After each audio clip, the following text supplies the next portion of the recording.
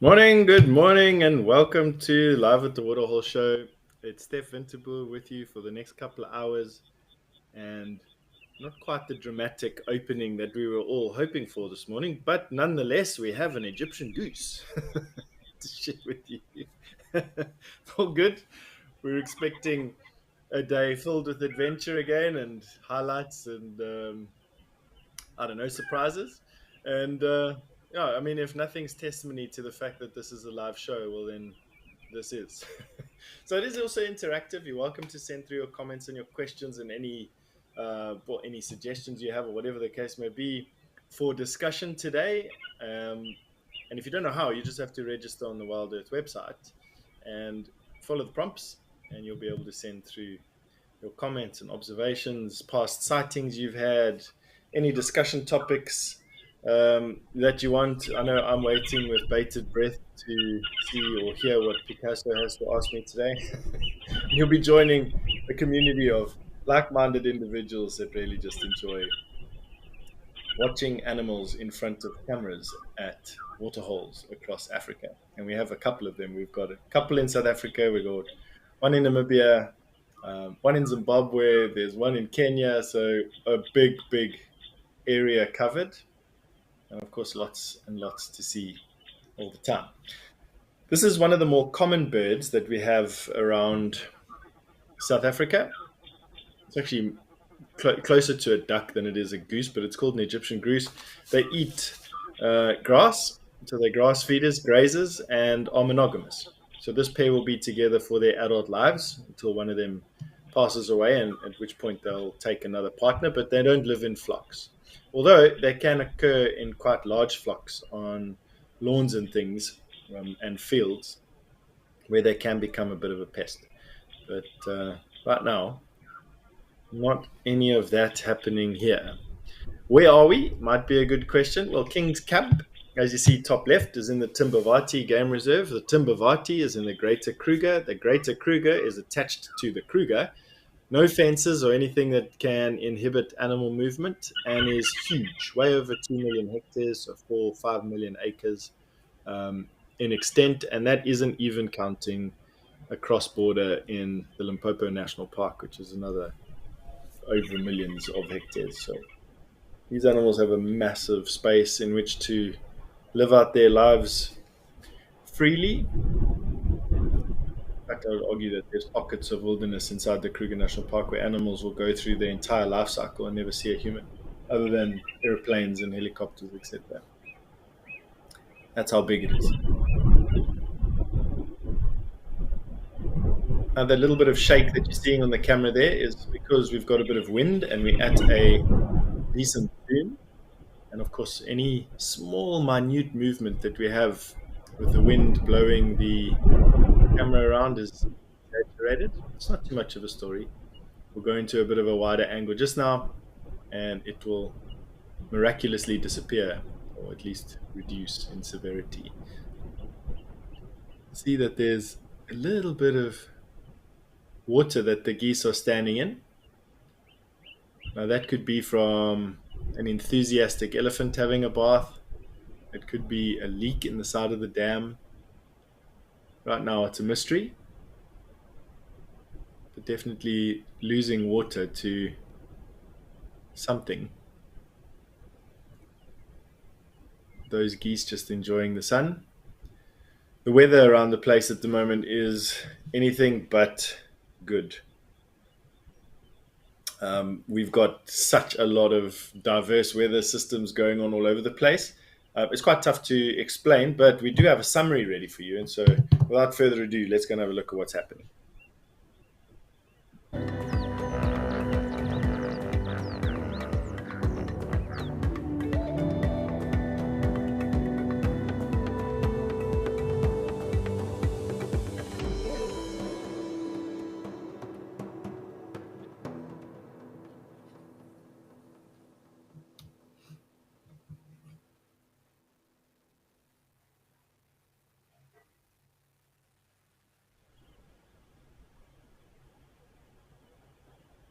So, as you saw there, it's contrary to what I said. Obviously, why would I be speaking the truth, right? It's just because the weather report for South Africa today showed a vast amount of different scenarios going on. But obviously, wherever we have a camera, it's a fantastic day in the 30s, high 90s, low hundreds in places, and which is good. It means that apart from these Egyptian geese and that glossy starling that you're busy having a look at there, we should see an increase in activity around these pans into and through the show. So don't go anywhere. It'll definitely get more exciting, I promise you. Um, but without the big stuff around at the moment, it does give us an opportunity to focus on the smaller things. And honestly, in some cases, the smaller things are far more exciting and interesting, and can add a texture to what you already know about the bush. That's quite intriguing. So this, if you have a look at the head when the bird turns the glossy starling, when the glossy starling turns its head sideways, you'll notice that there's a bluish ear, a matte colored ear that extends past the eye, and you can see that the eye is orange if you have a TV with a resolution that's big enough. And so there we're looking at a blue-eared starling, but you're also listening to these geese giving their call.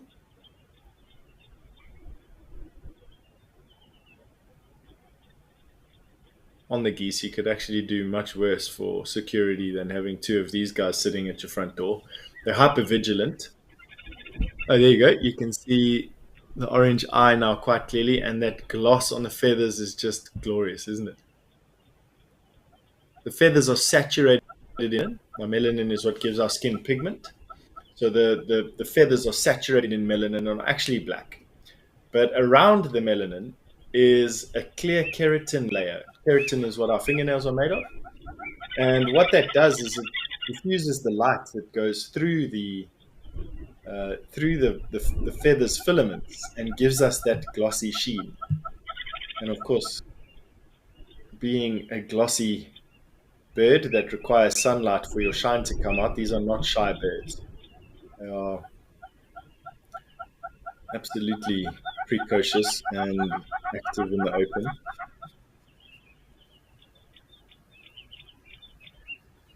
Stacey, morning to you as well. You're the first person to send in a comment this morning, so congratulations and hello. And it's great to hear from you this morning and ready for some calming waterhole action. I don't know what that word is. Calming waterhole action. But yes, we're going to be trying our best to stay calm and look at all the action around the waterhole for sure. Hopefully, something exciting happens. Almost every single day, we get something cool. This is pretty cool, I must be honest with you. This glossy starling, giving us a great view of him. A blue-eared starling, actually, having a bit of a bath in that elephant's footprint. An elephant stepped there and made that crater, and that's allowing the starling to have a drink and keep its feathers in tip-top shape. Actually allowing the geese to have a drink as well.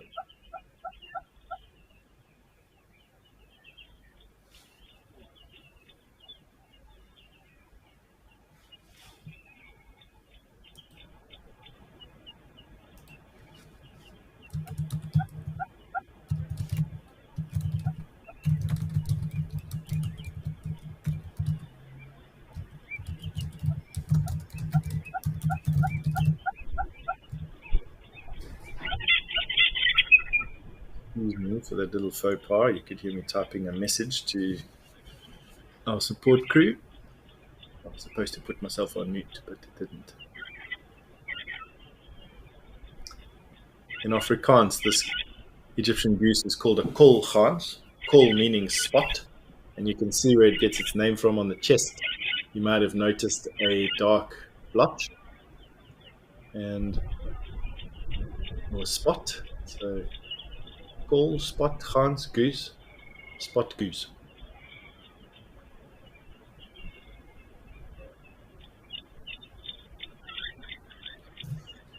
I've always enjoyed actually,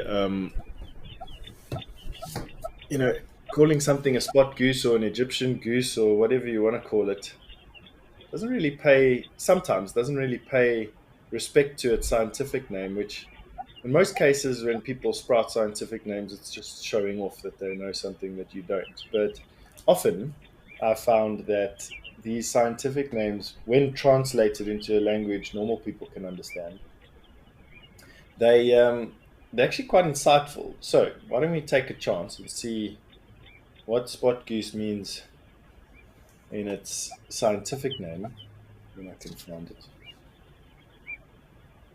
Alrighty, so gosh, and of course it will be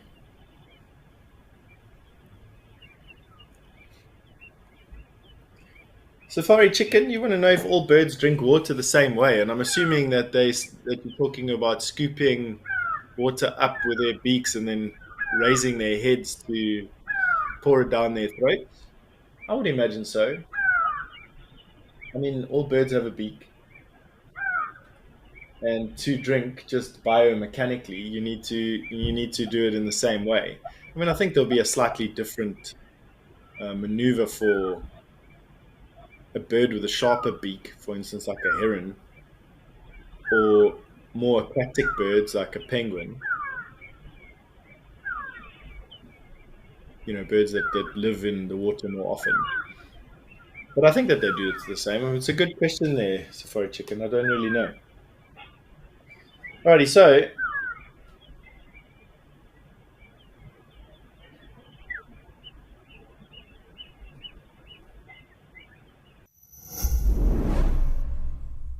Are you an Africam enthusiast who craves more than just a front row seat to the wild? With Africam Premium, you get to enjoy ad-free Africam streams. Take jaw-dropping shots and participate in exciting photo competitions. Dive into the world of safari snaps. Africam Premium gives you access to exclusive content, including shows, educational courses, and behind-the-scenes footage that you won't find anywhere else. Join us today and make the wild your playground.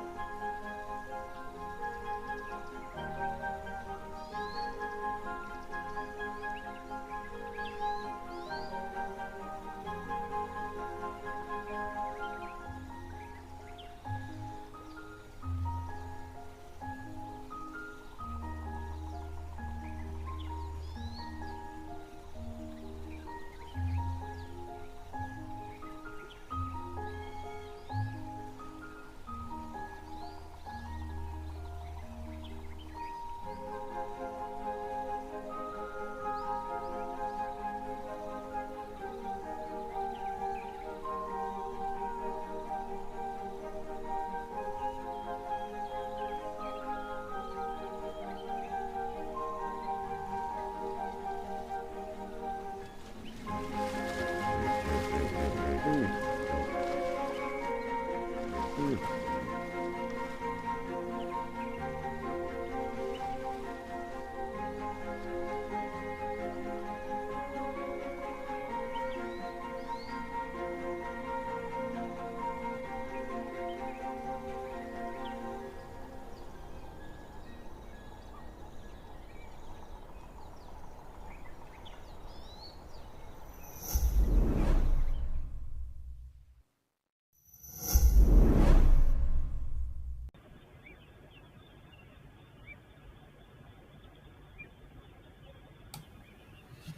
All right, now I've been telling you about all these amazing cameras that we got all over the place, and we've been on one camera for the last couple of minutes. But why don't we go and have a look at Okakweo and jump another country and see what's happening around there?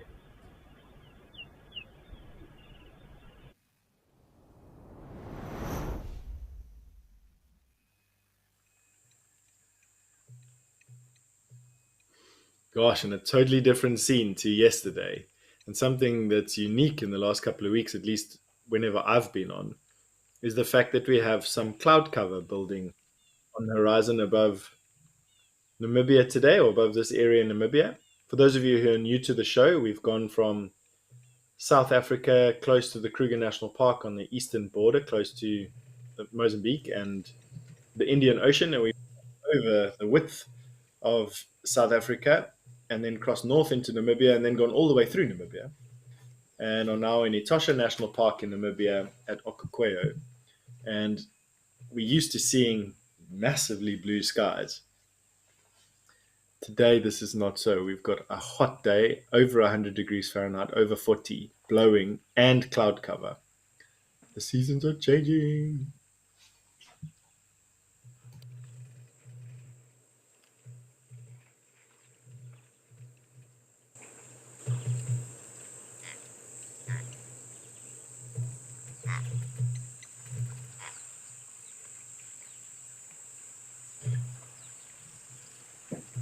What have we got walking into the pan there on the other side? Oryx?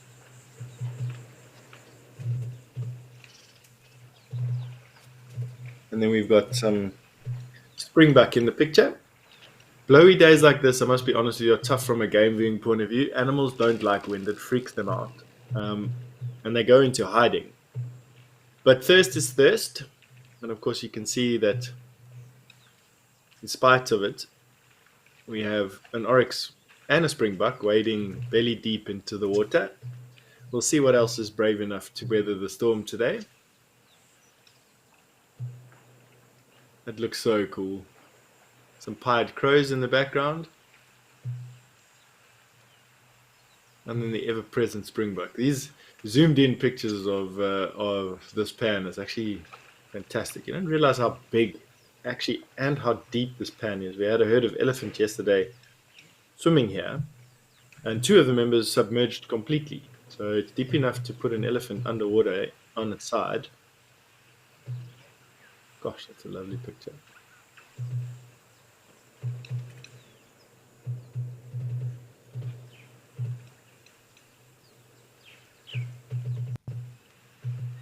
Those thicker horns on this oryx make me want to believe that it's a male.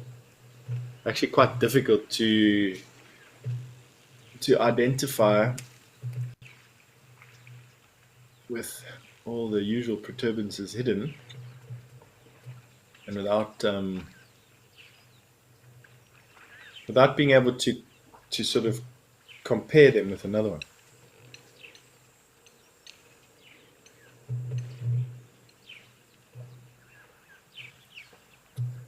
Jenna, so good to hear from you all the way from the UK. You say that, well, firstly, morning, so hello. And then secondly, you say living in England makes everything fascinating. And I can appreciate that. Looking at African animals is always a romantic thing to do. And any animal that doesn't occur nearby you or where you grew up is endlessly fascinating. But the truth can be said in reciprocation as well. You've got things around your house that I'm sure are absolutely fascinating that none of us know anything about. And so it just takes an inquiring mind and a little bit of observation and keen observation. A lot of one or two, not a lot, but there's one or two storybooks that I've read in years where people have taken a square yard or a square meter of land and decided to describe something in that for long periods of time, like a year, for instance. One of the books that I read recently called The Unseen Forest is just such a book, or such an endeavor. A gentleman took a square yard of forest in some forest in the US and described it through the seasons. What he saw, picked something that he saw interesting in that square yard and chats about it every day as a type of journal entry. And I must be honest with you, it was such a great book to read. And how you're always looking for the next greatest, best thing, when in fact, all of those things are right at our feet in some cases.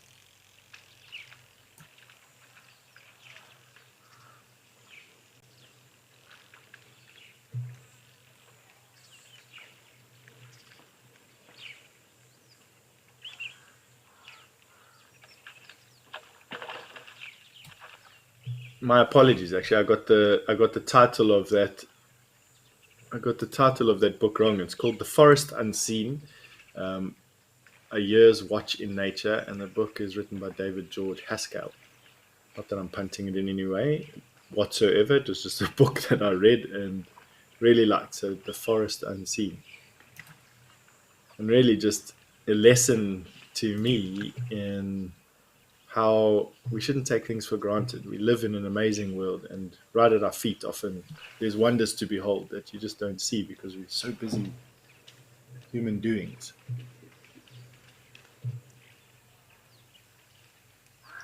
Now, yesterday we had a brief opportunity to discuss something that this Oryx is giving us ample time to show. That in most cases, males don't actually want to physically fight with one another. It's all just about posing and posturing. I mean, if you think back to nursery school, primary school, high school, the pub last night or last Friday, it's generally exactly the same thing. It's just boys posturing at one another, trying to impress girls in an effort to show um, their their I suppose reproductive hierarchy, that they've got the better genes, and of course will then pass those genes on to the next generation and allow them to be survivals of the fit, or survivalists of the fittest. Now, but it doesn't matter how strong you are. A slip of a horn as sharp as this oryx is into the chest cavity, and you can have the best genes in the world. You're going to die. So a lot of animals, oryx included, like to pose a lot. And what they do is they've evolved these accentuating marks. So this oryx has got that fringe and border of dark fur, heavily contrasted against the lighter grey white of their bodies. And that allows him to look more impressive. You can see the depth of chest and the depth of shoulder. And of course, because I'm wanting to make my point, the oryx will walk out of the picture. It's just going to be one of those days. We just need to have some patience today. It's so difficult to manage these cameras as well. So I don't mean at all to be highlighting any shoddy camera work. It is tough to move these cameras, and especially when I decide to pick up on a topic, an animal that's walking away, right? It's all my fault. I apologize there. So anyway, that oryx needs to look as big and as imposing as he can, and obviously face on doesn't do as much justice to his physique and then fitness, and then by extension his ability to survive in this environment, as much as what standing in profile does. And so standing side on and posturing like these two males are doing now is how they size each other up. So you've got two bull oryx sizing each other up, not standing face on with one another, standing side on with one another, where they can see how big and how impressive they are, how long are their horns, how what condition is my body in? Do I have enough time to stand here and posture at you, or am I running off to go and eat because I'm starving? All of these subtleties are cues that the females will be picking up on. And as a female's body goes through its cycle and she's receptive, the strongest, best suited male at that particular time, when she's at her peak, when she's ovulating at her peak, will be the male that gets the chance of passing on his genes to the next generation. Every so often, though, you do find that bulls of the same size, stature, virility, health, fitness, whatever, they arrive at that moment. And then there has to be a contest. And it's usually physical, it's usually quite short-lived, but they joust with one another with their horns. And it in many cases can actually be fatal. So interesting ways that these animals avoid actually fighting, when in fact all they do all day is fight.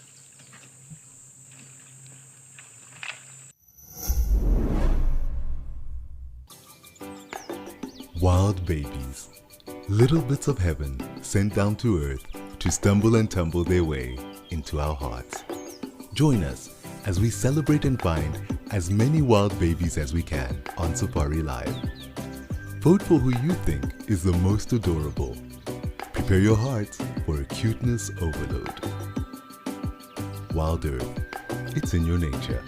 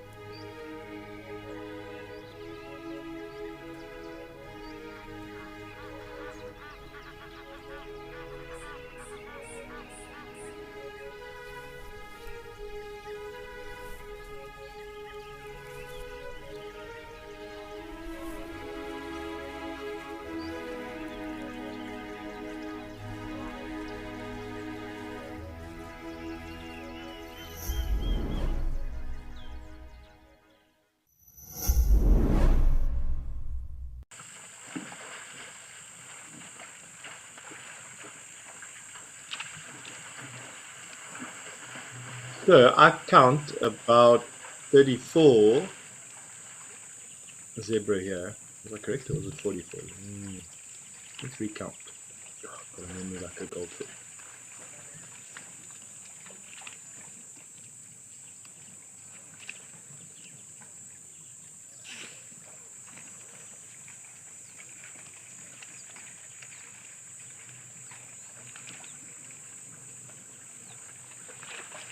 My mistake, it was 44 that I counted. So 44 zebra is the largest that we've seen, well, with me at least on the show anyway.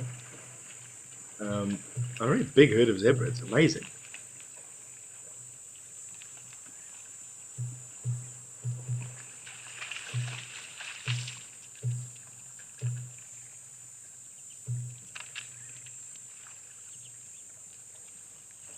Really cool watching it. Their contrasting skin, or their coat patterns.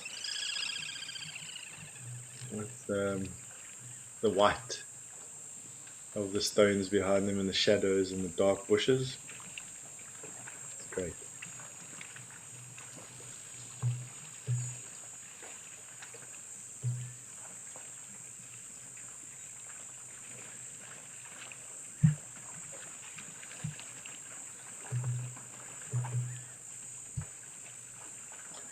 So I counted 44 zebra in this herd. I mean, we could be missing one or two. It's tough to count them when they're all moving like that. They will be made up of a bunch of harems, which are male-dominated herds, are made up mainly of females, adolescents, and one stallion. And what will happen there is he will only hold on to as many females as he can. And if she doesn't feel that she's being treated nicely, or another male cuts her out of her harem, she'll move. And there's dominance not just between the males, the stallion on stallion. There's also dominance within the harem. The females that have been there longest will often bully the females that are new and are younger or more subservient. And we don't see it here so much because the zebra all sort of can fan out. But as soon as they start to concentrate around any limited resource, like for instance at Sardonia where the pan isn't that big, the bickering between these zebra is actually incredible. They kick and bite and snap at one another all the time.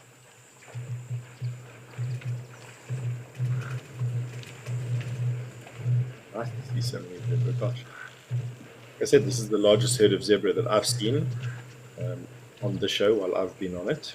44 zebra. For those of you who watch the show with my colleagues, when you see another big herd of zebra, count and see if you can have more than that.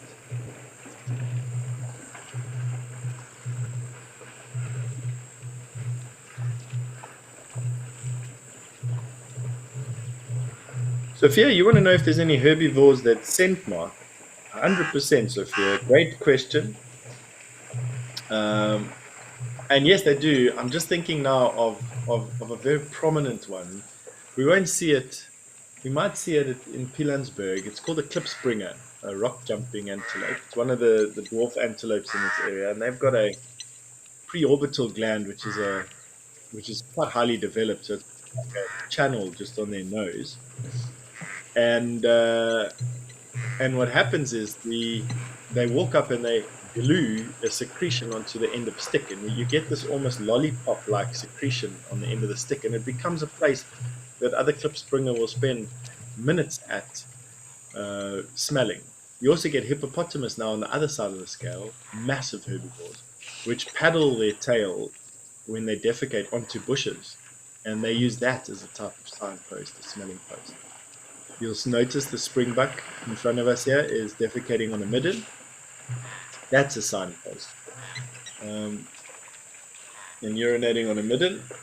And you'll notice other springbuck come and are also interested in these middens or latrine sites. So definitely lots of different glands on the skin. They're all used for different things. And herbivores also have them. And, great question there.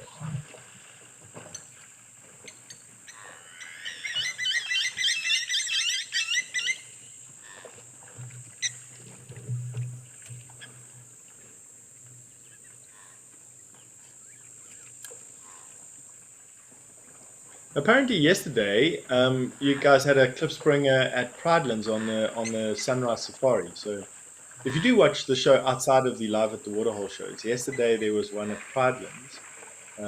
So you might be able to go and have a look at the archive or one of the recordings of yesterday's show, and you'll see it at Pridelands. It will be a tiny little antelope.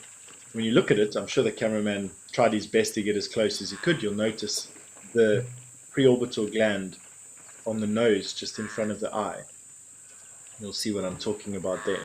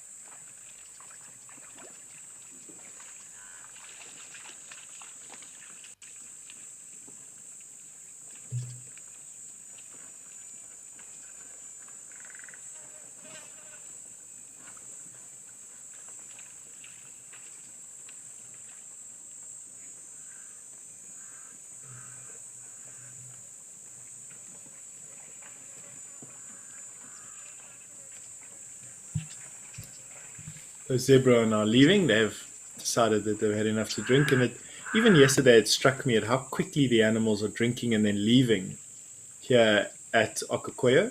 And that's because it's the dry season. The rains haven't broken yet, in spite of them starting to threaten, which is what we're seeing today. Cloud build up on the horizon, sort of energetic atmospheric conditions kicking dust up into the atmosphere, and that's what will be the harbinger of the rains. And although this is a desert, it does have a fairly high rainfall, when considering the Namib Desert, which is just adjacent to this. Um,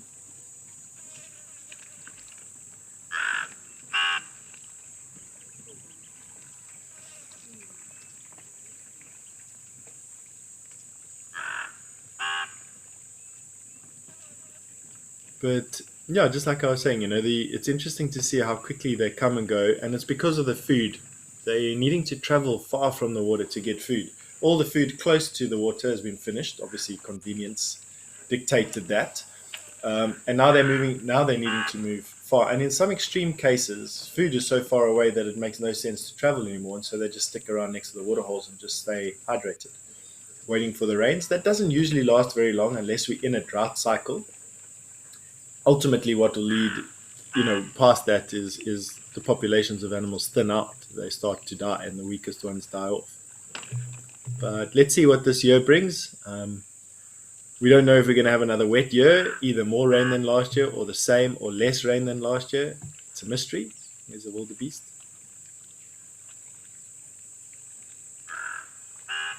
Awesome. Right, let's leave this pan to reset. Why don't we jump back south? I don't think we've been to Madikwe yet this morning. Let's go and have a look at what's going on at Jamala.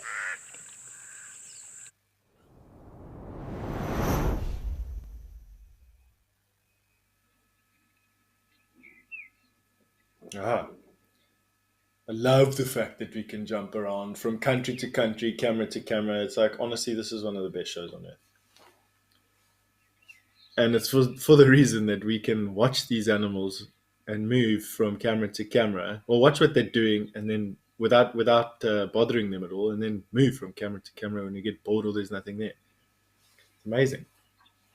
Anyway, so this is our first big five, or high profile animal, or African celebrity.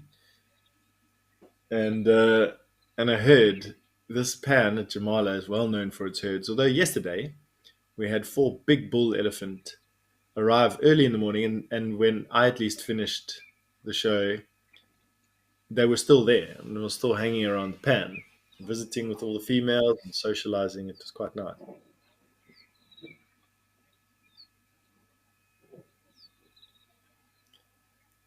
Pan definitely has dropped water level from yesterday.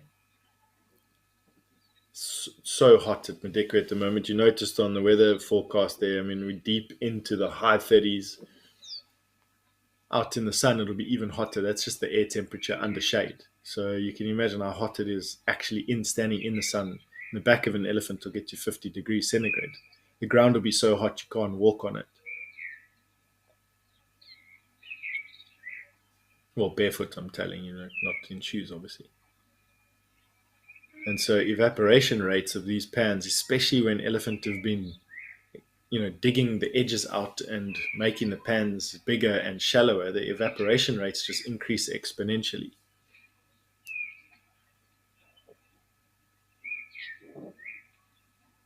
In good years, making the pan bigger means it holds more water.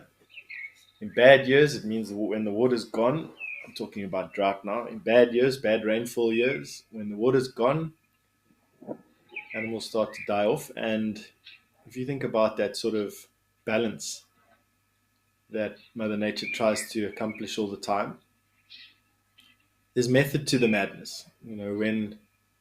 If elephants didn't die in drought times, or move away, or somehow reduce their numbers, the damage that they do to the living trees that are left wouldn't allow the bush to recuperate sufficiently before the next dry season, even during a wet season. So,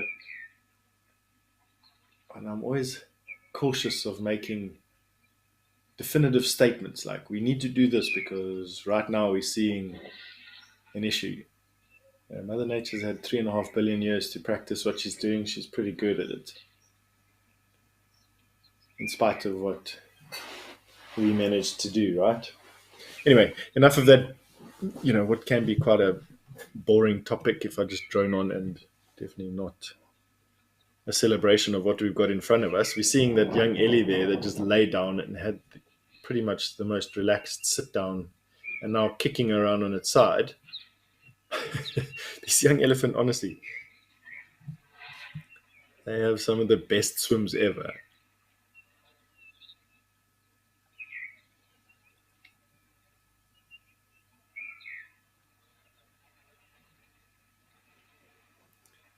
Abigail, who's only 8 years old, has asked a question that I've been asking and have been asked since I was a young guide in my early 20s, late teens. And Abigail, I haven't really got an answer to you. I'll tell you what story I was told though. So this is what an old tracker friend of mine, in fact, one of my best friends, my first tracker teammate, colleague, mentor, in some cases father figure and best friend, told me. He said that frog and fish eggs are sticky, and waders will often wade through the edges of pans where there's a lot of grass and reeds, generally speaking, when you've got an established pan with a healthy population.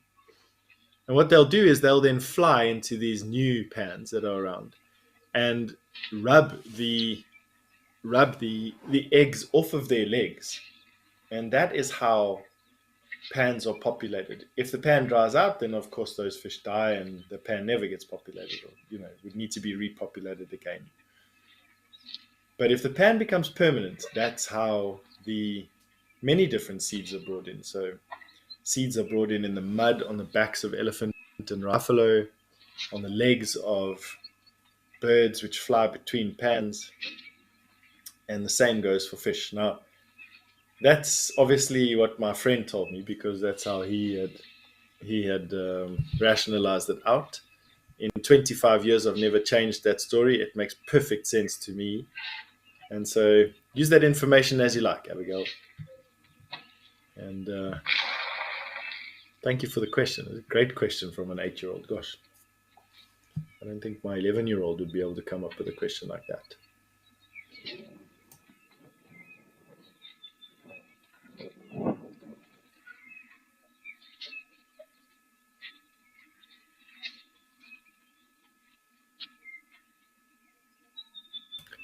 Christian, good morning to you. And I'm also glad to be spending some time with elephants. I must be honest with you, we spend a lot of time with elephants.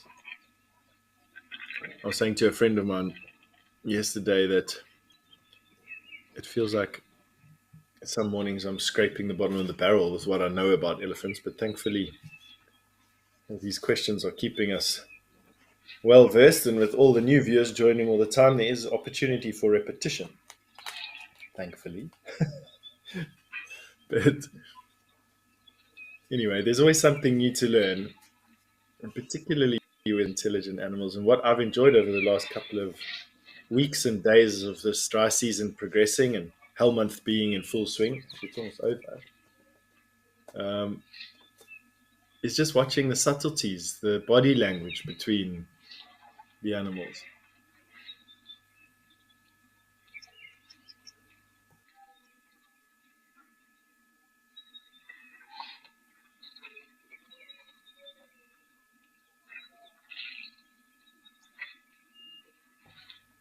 We have some zebra and wildebeest, along with the elephant.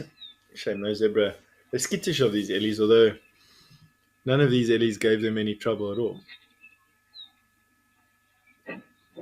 No, except that one.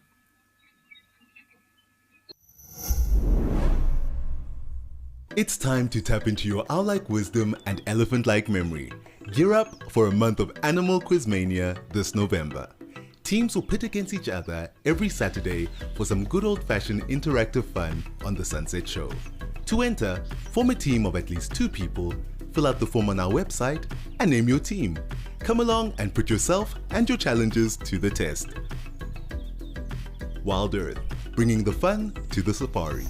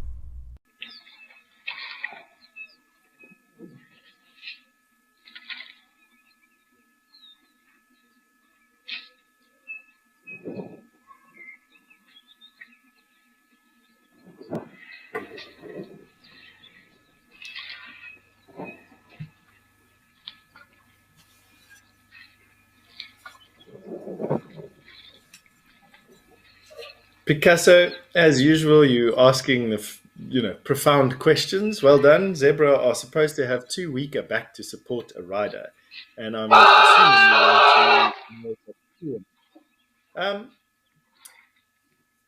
so you will find photographic and historical evidence of people riding zebras as well as carriages being pulled by zebras. You absolutely will find it. In fact, there's noteworthy individuals in the course of South African history and English history, and you can go and research those pictures. So you will find it.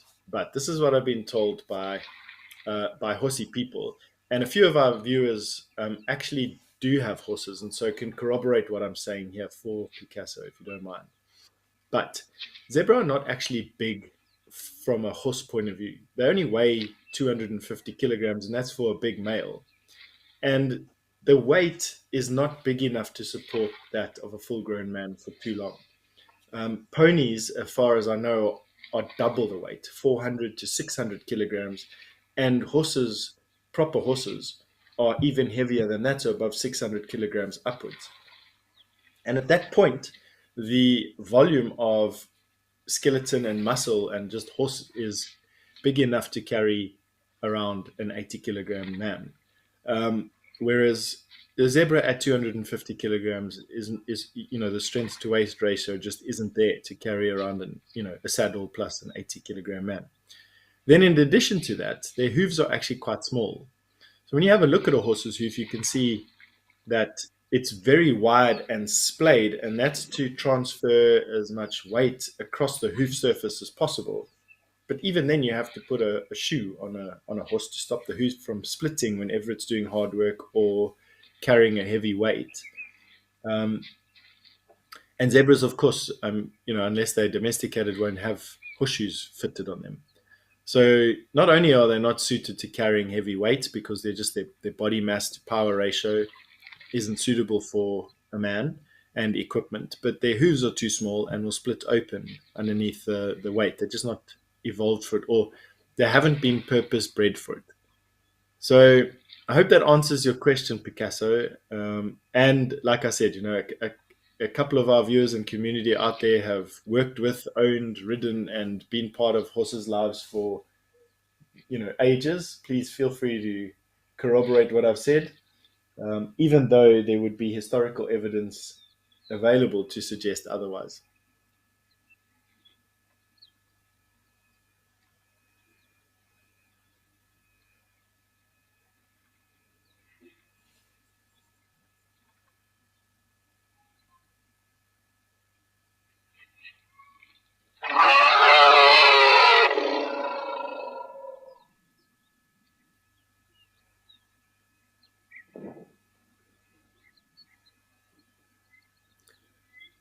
So I don't have an audio feed into my office because it would play havoc with me trying to speak on a microphone. It would cause some issues, but you may have heard on the screen there's some loud trumpeting, and that's probably coming from one of these elephants who are not getting their due at the freshwater inlet to the pan. There's a big elephant coming down the game path in the back. Can you see? One leaving and one coming. That's pretty cool. We haven't seen that in a long time. The famous Inselbergs of Madikwe in the distance there, some of the oldest exposed rock on the planet. That is so cool. I don't know. I suppose if you had a few apple juices around the fire and were feeling pretty nostalgic and connected with the land, you could come up with some story in your mind about an African elephant walking down a pathway like this.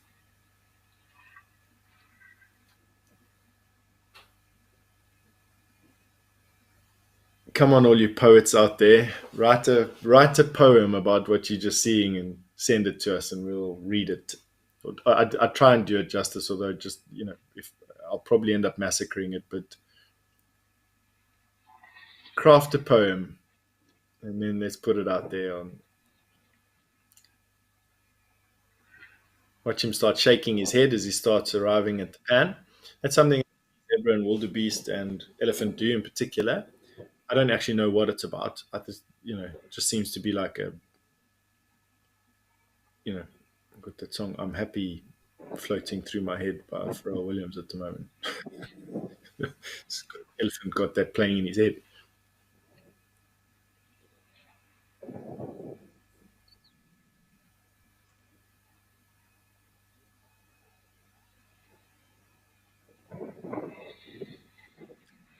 So Catherine, who's just written into us, says that she actually knew of a family that used to have zebras as pets, and they used to make the zebra carry items for them.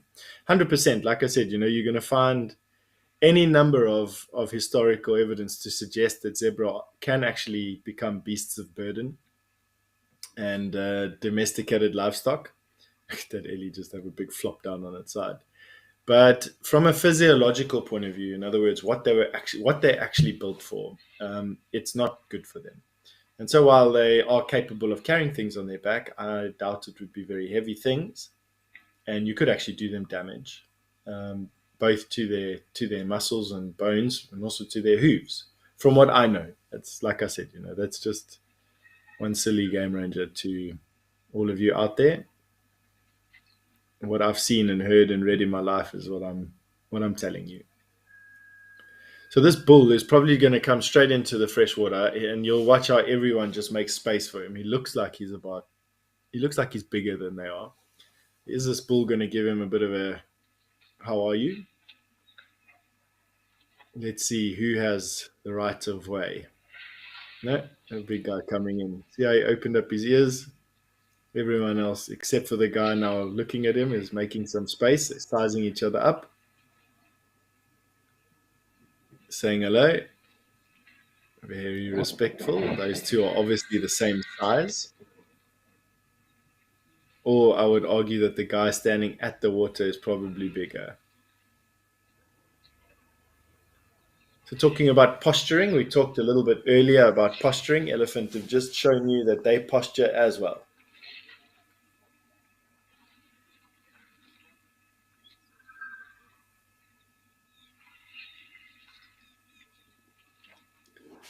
Super cool.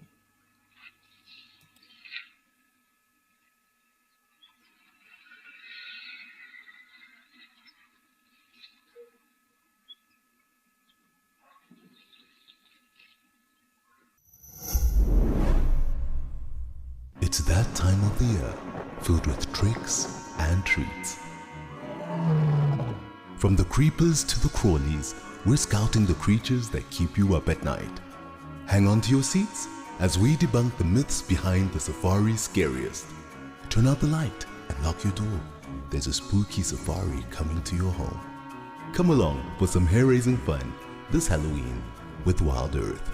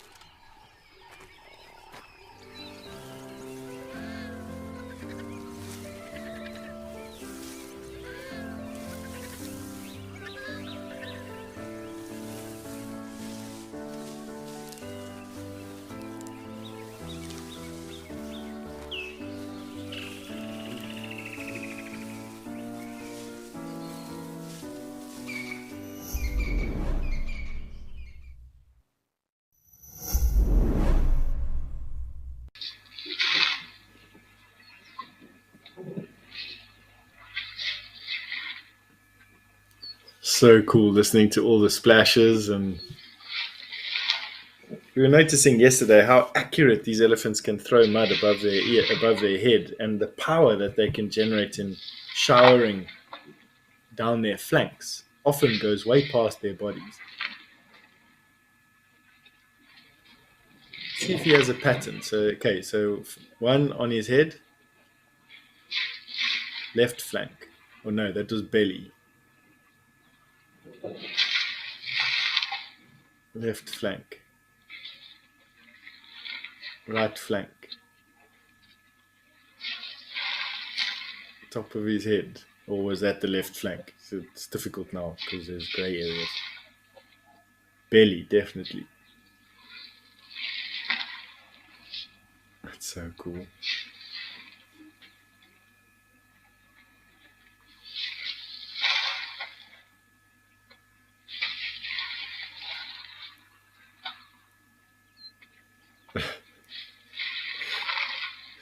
Nadine has just, made a comment, wonder if it's, an aim thing. And it immediately made me think of my kids. They've definitely got aim things wrong with them. They've also got little perturbances that they need to get under control. And I would have to agree with you. It is an aim thing. It takes practice. And then more often than not, you get it wrong, right?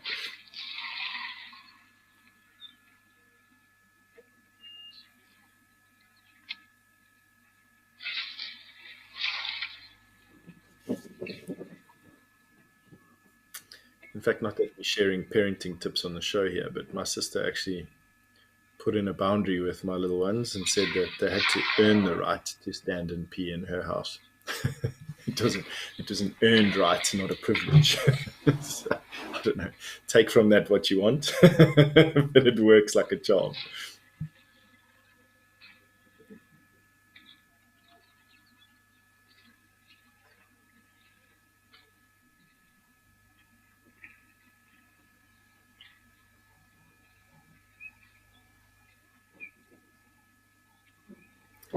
So that bull Ellie now finished with his bath and now off to see if he can muscle his way into the drinking spot. Let's see if he gets it right. And he's seeing off this other bull. The other one now is crossing over to the island. I think, oh no, here comes another bull elephant. He's even bigger than him, so now he has to give way. Gosh. He just finished his bath, wanted to come for a drink, and now has been outclassed. So bad timing there, bud. Now he'll have to wait his turn while this big guy has his way. I wonder if these are the same big Ellies that we saw yesterday.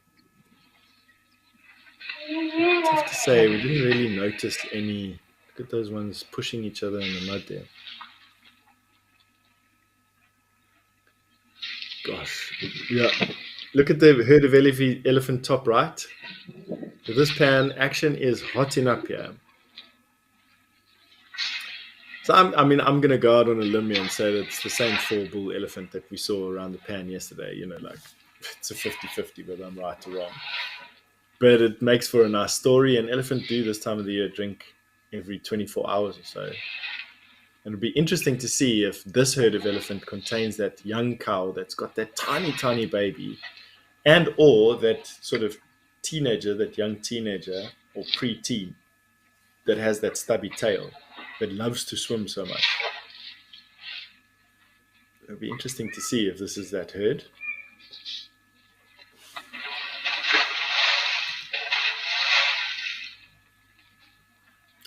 All right, now watching these elephants come down that path has given me a neat little segue into reading Patisse McGuigan's poem. So a little bit earlier on, we watched one of these bull elephant come down a path, and I asked if any one of you out there could write a poem, and Patisse sent it in. So I'm going to read it. Please excuse me if I absolutely massacre the cadence and any, I don't know, the way it's supposed to be said. I'm going to give it my best shot, right? As I saunter out, I catch an elephant by the eye. As he passes me by, I need water. I am so dried out. Oh, well done. I mean, frankly, I couldn't have done a better job, and no one else sent in their poems yet. So you win the prize. Gold sticker for you, Patisse. Thanks for sending in your poem. Hopefully, I did it justice.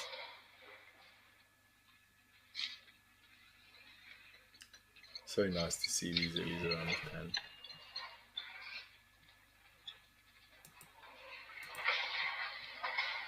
Wally has also sent us a question while we're watching these Ellies just do their thing. Um, Wally makes a statement that says human hierarchies don't seem to work so well. Would I say that the elephant hierarchy does? Gosh, Wally, that's a statement and a half there. Let me think about that for a second while we watch these Ellies just cool themselves down, and the little ones just take pleasure in just being able to flop down in the mud and have a bit of a swim. There's that tiny baby, you see. That is the herd with the tiny baby. That's interesting. There, that little one, Shame. He's so tired. Look, he's just laying down. Oh, cute. His mom is like, no, stand up. Get out of my way. No, move. Gosh. So that's mom helping the little one not fall into the water. Shame, he must be so tired. What a great sighting.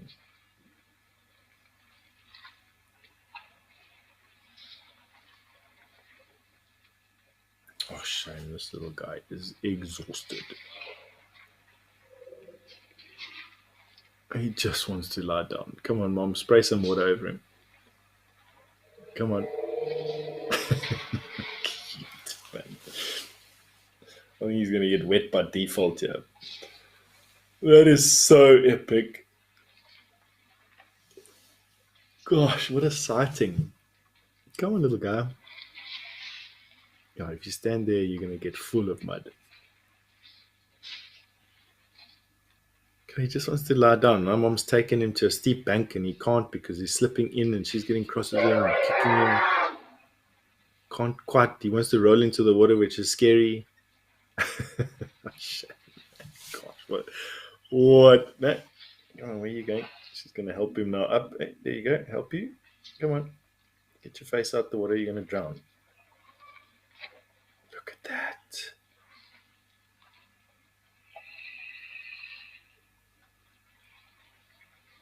Amazing.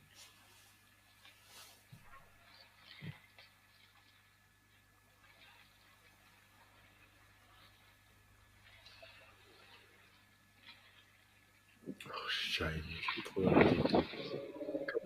Find a shallow place for your baby. Oh, man.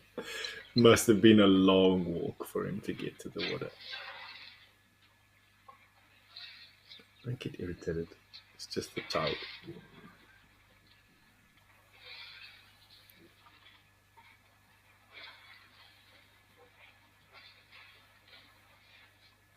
Talk about sighting of the day. This is sighting of the week.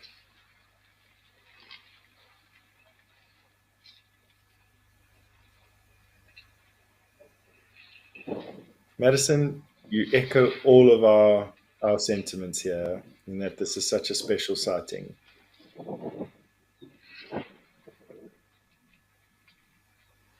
100% agree with you. I don't even really know what I witnessed there. I mean, I saw her helping a baby. There you go. Charge the stump. It's a big angry stump. Show it across your. You know, it's hard to say what we were watching there. We definitely saw. I mean, he wants to lie down. This little guy. Excuse the camera, guys. It's tough to make these cameras work, and especially following a subject that's moving. So please, all respect to the camera operator. He's doing a fantastic job. I mean, like, it's hard not to think that this baby has something wrong with it in a way, but I don't think so. I mean, is it suffering from some heat stroke? Is it just happy that they finally can stop walking and he can have a bit of a lie down? There you go. Charge that stump. It's a big, scary stump. Obviously, will be suckling mom, so it doesn't need to drink.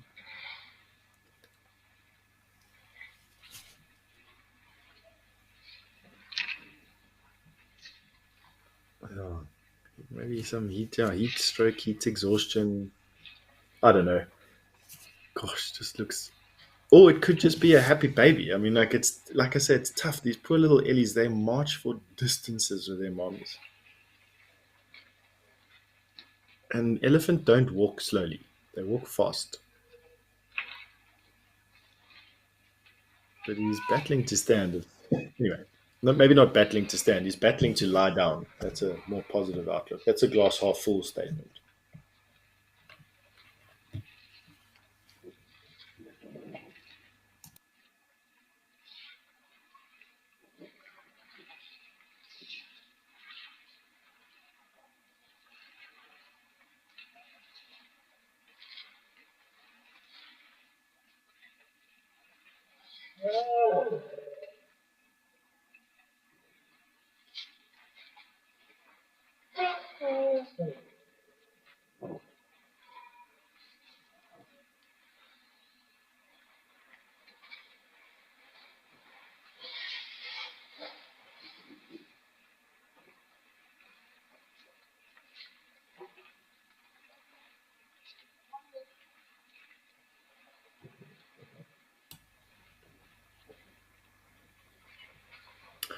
Wally, 100%. Get under the mombrella. What a great way of stating that. Yeah, 100%. Get under the mombrella, but mom needs to be patient and stand still.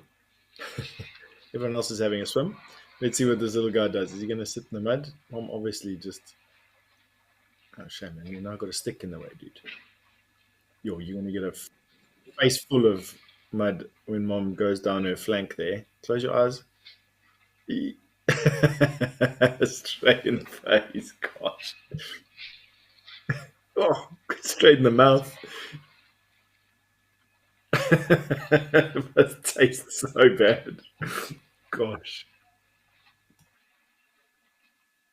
Shame he's just getting pummeled by mom.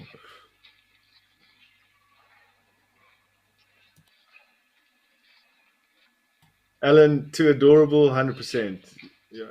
All these words. Gosh, this poor little oak. Can't lie down. Good. Couldn't have been more in the face even if he's leaving mom. Had enough.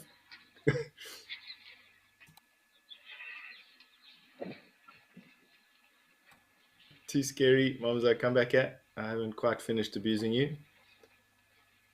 You got someone else using mom as a scratching post on her bum on the back. Gosh, shame, this poor woman.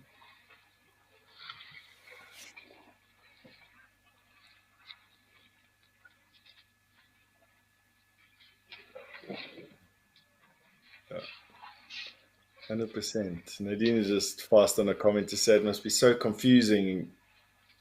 You know, for a baby elephant, the world must be a confusing place. It's like walking around in a forest of moving trees and buildings. And then you got mom busy spraying your face so full of mud you can't see anything. It's crazy. What a great sighting. Sighting of the week for me. Absolutely. Oh, big clap of the ears there. Definitely not a happy camper, this mom.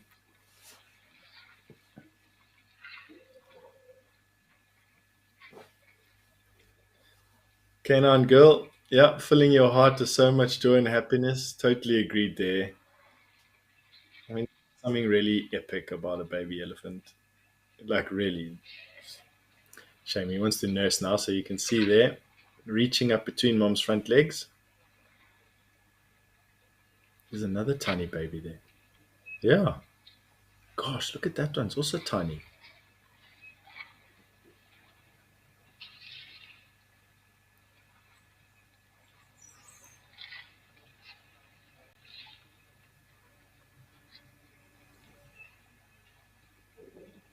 Also wants to nurse.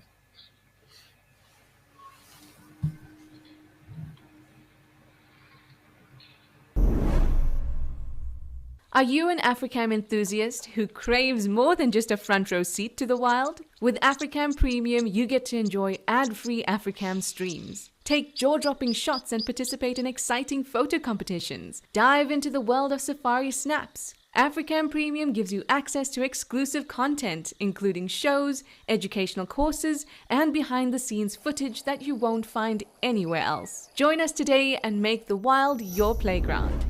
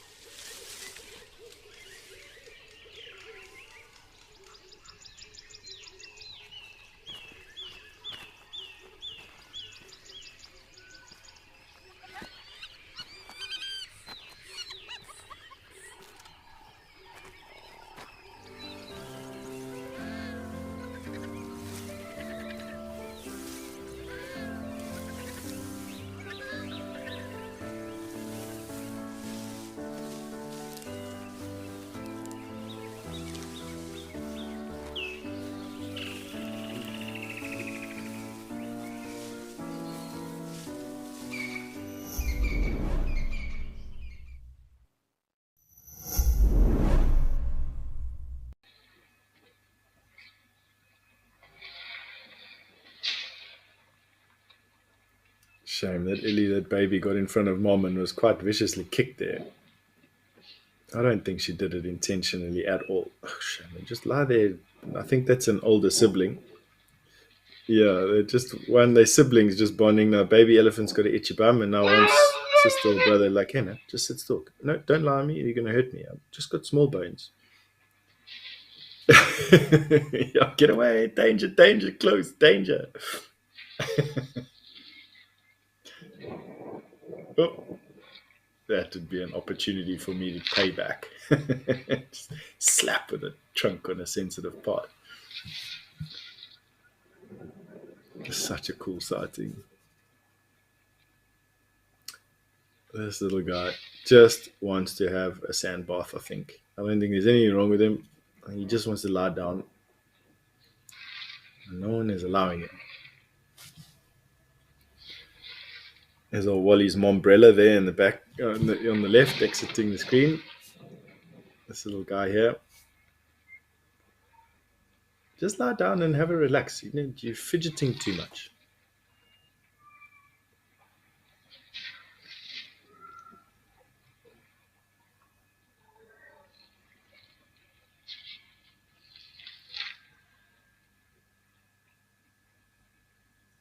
I think this little guy is just boisterous and just being a boy. He's like, Mom is like, could you please stop playing around and get up? We need to go. Like, all right. It's probably another calf there, another one of that female's calves. Let's see if she allows him close to the water now. No, still holding him back, saying, no, don't go too close to the water.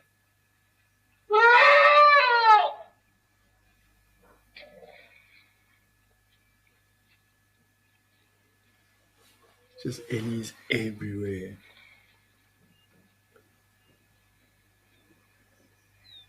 Thanks.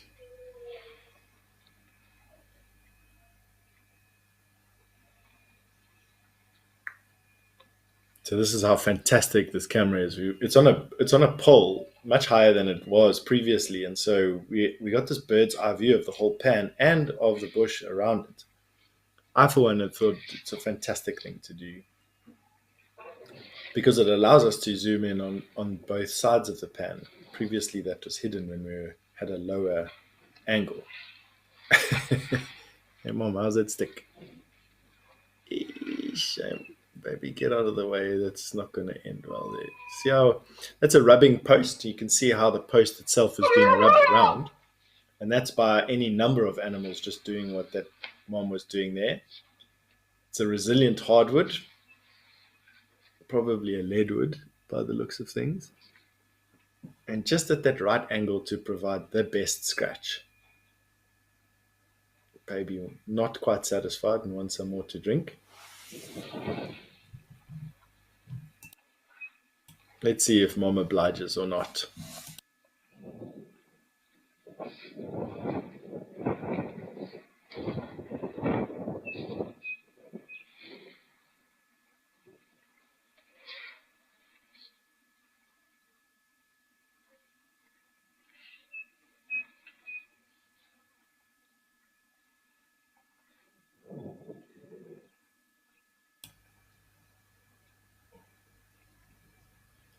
I don't think she's quite finished scratching herself yet.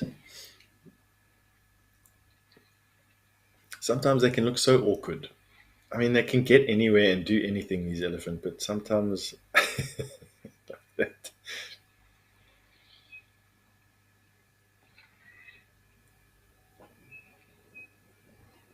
Definitely Warthog win the prize for having the best scratches ever. Cracks me up every time. This little baby wanting to hold mom's trunk.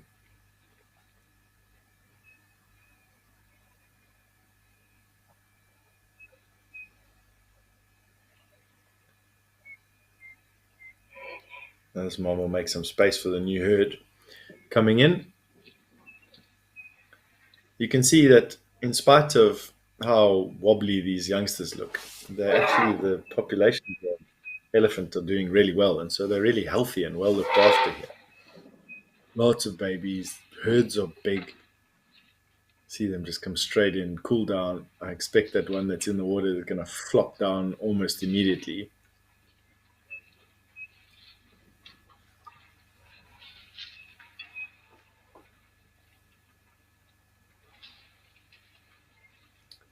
Zebra just waiting their turn.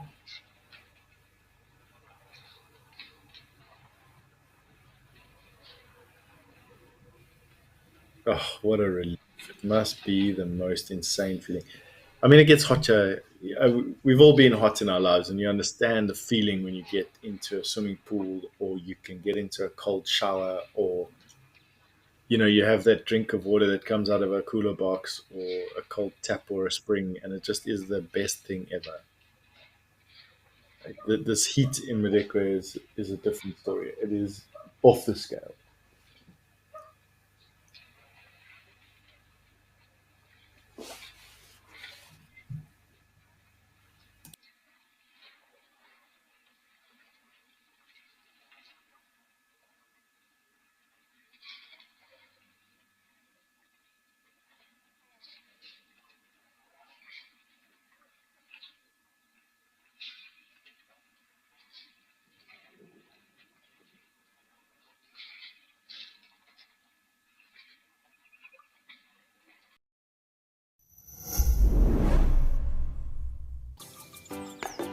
Wild babies, little bits of heaven sent down to earth to stumble and tumble their way into our hearts. Join us as we celebrate and find as many wild babies as we can on Safari Live. Vote for who you think is the most adorable. Prepare your hearts for a cuteness overload. WildEarth, it's in your nature.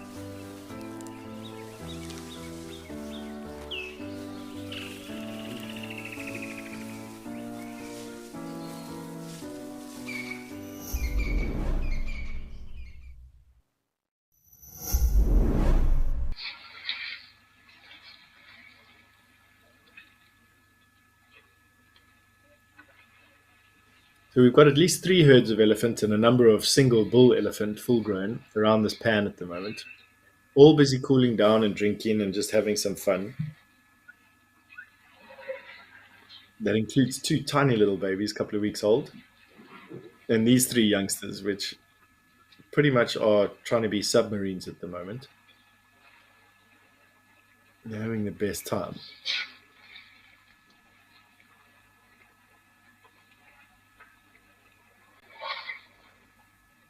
And there's the cluster. There you can see those bulls that we were talking about, those big ellies around the water, the freshwater inlet on the left.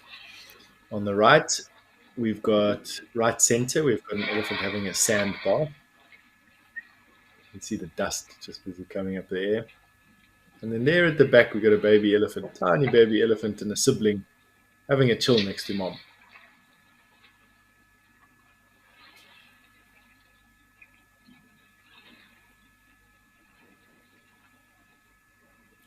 See that big bull elephant to far left on the game path with his ears spread open. He's listening to something coming down that path. I wouldn't be surprised if more elephant came down there now.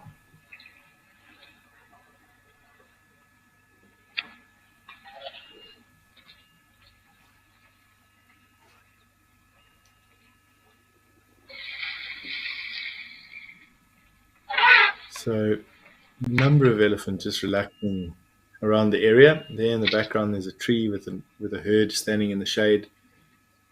We've got a couple of these big bulls around the freshwater inlet here, including that big bull on the far side that was just standing with his ears open, listening to whatever's coming down the pathway.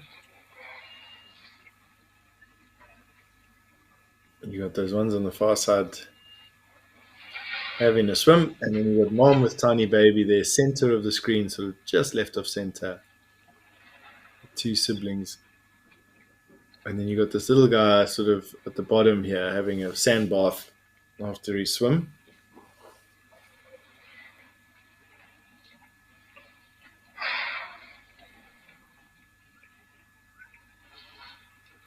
Too many things to look at.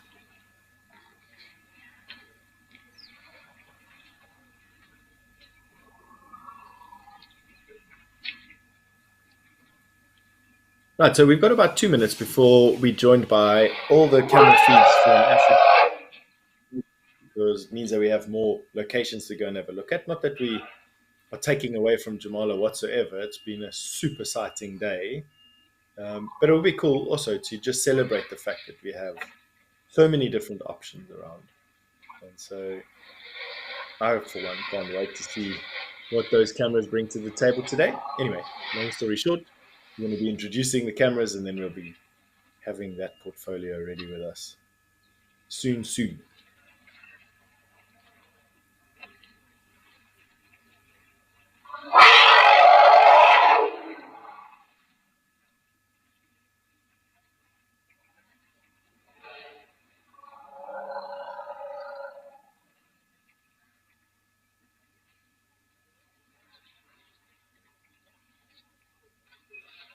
When we come out of the introduction, we're going to be moving over to Africam Tau camera to go and see what's happening there. That is another place where elephants just have the most incredible baths. So interesting to see what we have there. Quite exciting, really.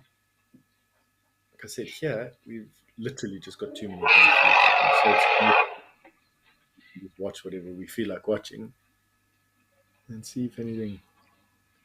There's two Ellies at the back there, mom and that tiny baby are still just relaxing with one another, having a full-on sleep. Finally, I'm sure.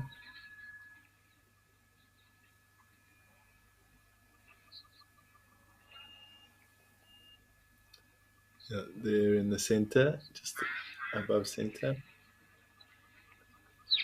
Tiny baby there in the mix.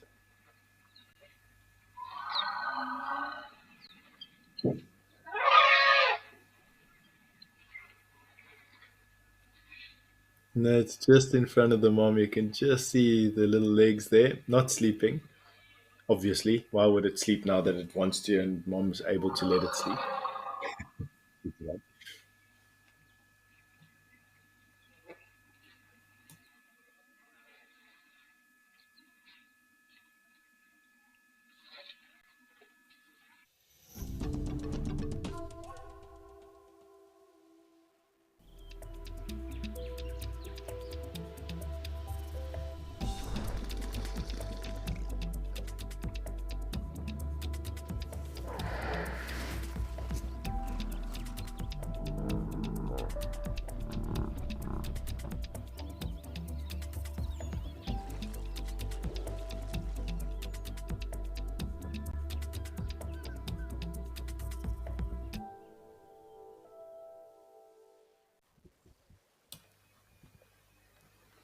And just like that, we're joined by a host of African cameras, and we've now shifted from Jamala a few kilometers away to Tau, and we got a lot of action going on here. So in the foreground, we've got the two Egyptian geese and one of the five crocodiles busy moving for a change. So we're going to keep an eye on him because we've noticed that this time of the day when they do this, they're fishing quite a lot. There's another crocodile in the same picture, so you've got two crocodiles moving, which is pretty cool. Then we've got some spoonbills, that's the bird in the water. Some egrets, another Egyptian geese, waterbuck, zebra, spurwing goose, gosh, lots of things. White-faced duck.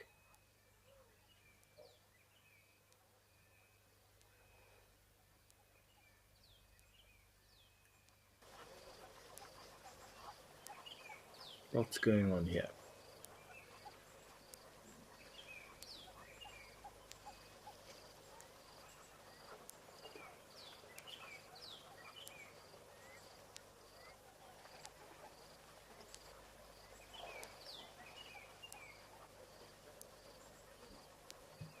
For any new viewers that are joining us at this time, this is a live show. So what you're looking at now is happening right now. It's 12:02 in the afternoon in South Africa. This is where this video feed is coming to you from. My name is Stefan Winterboer. I'm a naturalist and will be with you for the next 45 minutes or so before one of my colleagues takes over and takes you all the way through to 3 o'clock Central Africa time.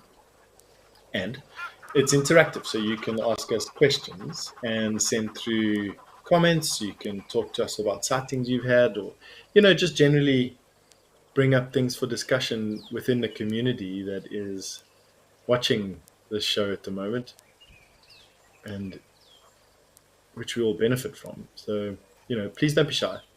There's no such thing as a difficult or a dumb or anything question. They're just questions.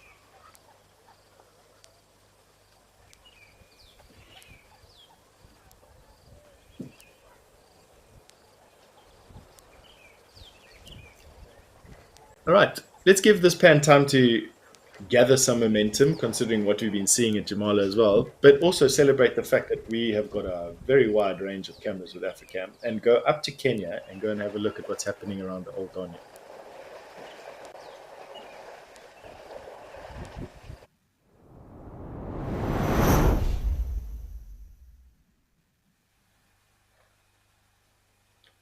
So here we are, over 4,000 miles away, 5,000 kilometers, and we've got two Maasai giraffe busy drinking at Old Donya on what another glorious day.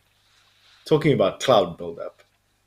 We're seeing clouds every day now at Old Donya. The rains are going to break soon. So this will probably be one of the places where the rains break first. Actually, Juma and the Kruger, the rains broke last week. And so Old Donya's slightly behind. And here we've got two magnificent bull giraffe just finishing off their drink.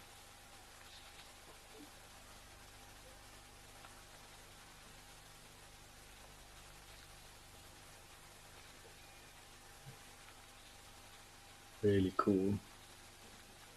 This one not finished just yet.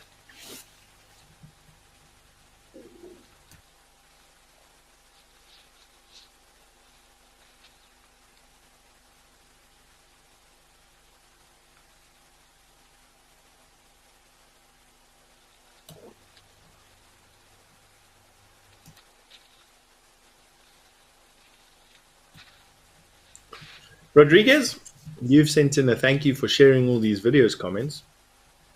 No, it's a great pleasure. We're doing it for each other, don't forget. So we each take pleasure in it, and I'm super happy to hear that you like it as much as what we do. It's really, WildEarth's mission to try and connect or reconnect people with nature, and I think this is a medium that does it so well, speaks directly to that mission, and in a way that doesn't disturb anything, which is super cool. I noticed that that thorn bush on the left-hand side had a quick shake. I don't know if it was wind or a baboon or something. Everly, you've asked me what type of clouds these are. Everly, I'm going to, just recall my childhood geography lessons from doing cloud types now, 28 years ago, and say they're probably cumulus clouds. The big fluffy ones that we're seeing, the higher level clouds, are called something else. But not cumulonimbus clouds yet, because there's no lightning associated with them yet. But give me 1 second.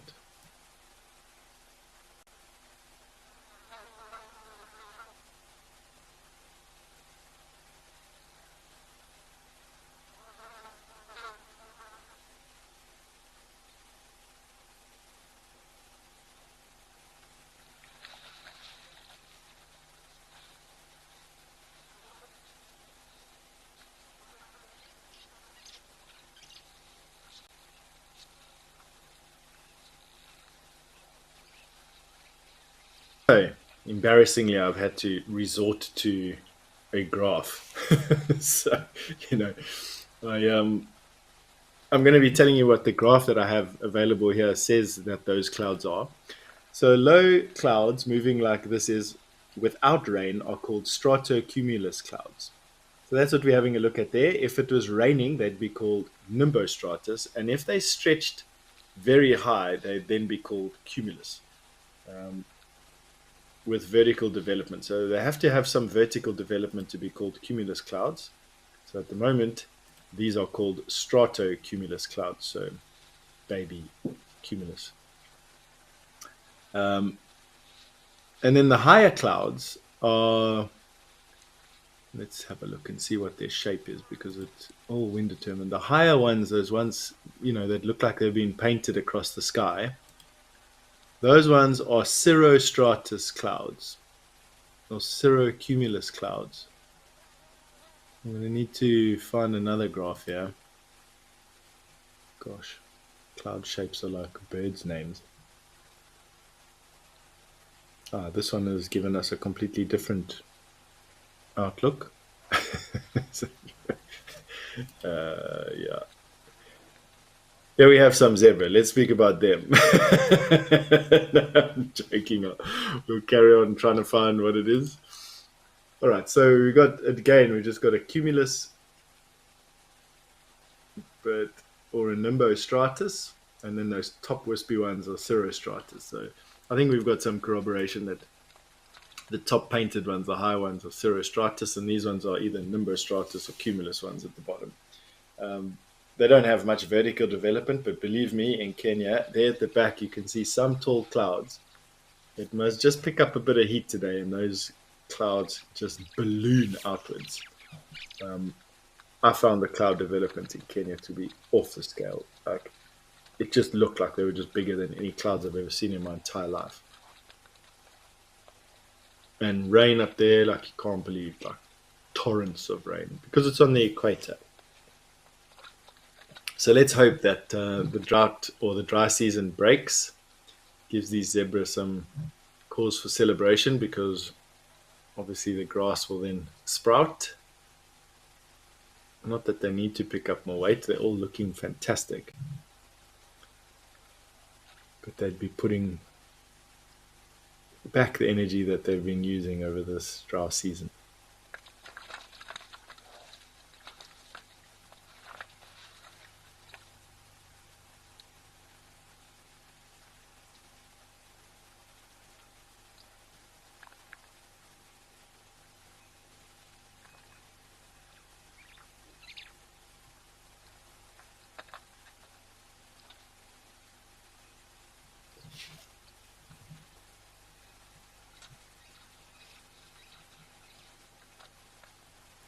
So we've got a comment from a viewer whose name I'm not going to say Wahupa. I mean, each to his own, right? Tell us where you're from, Wahupa. It'd be great to know where your name originates from. Right here, you've said it. It's 6 a.m. in South Carolina, and a beautiful way to start. So firstly, good morning, Wahupa, and thank you for sending in your comment. This is, as far as I know, at least the first time I've answered a question from you. And then obviously calling from South Carolina, USA, which is backwards in time, and opening up your morning with a a very unspecific cloud type discussion, and some zebra. But just to let you know, we've got so much action happening on the various camera feeds that we have. Jamala has been cooking this morning with elephant, including the sighting of the week with the baby elephant being, I don't know, managed by mom in spite of what they wanted to do. And I'm sure that before you go to work today, we'll be able to show you a couple of other things. But let's just celebrate the fact that the rains are coming to Kenya. You can see the clouds, big clouds marching on, dark bottoms. You can see them starting to get some vertical height, the ones that are coming in now as the day progresses and temperature increases. Really good sign. One day it'll be rained out, we'll come back and we'll quickly have a look at a camera feed that's just, you won't be able to see anything. It's cross thumbs that that's happening. And then the bush is just going to get further green. But unfortunately will also mean most of the animals that we've been looking at over the last few months will evaporate into the vastness of all this area that they've got to live in. And we're going to be having many more chats like this.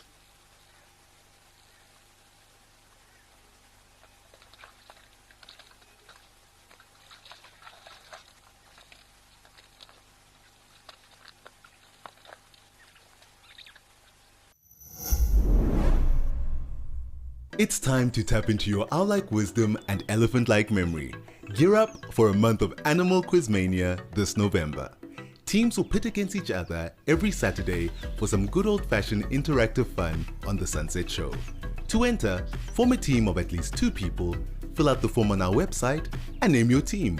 Come along and put yourself and your challenges to the test. WildEarth, bringing the fun to the safari.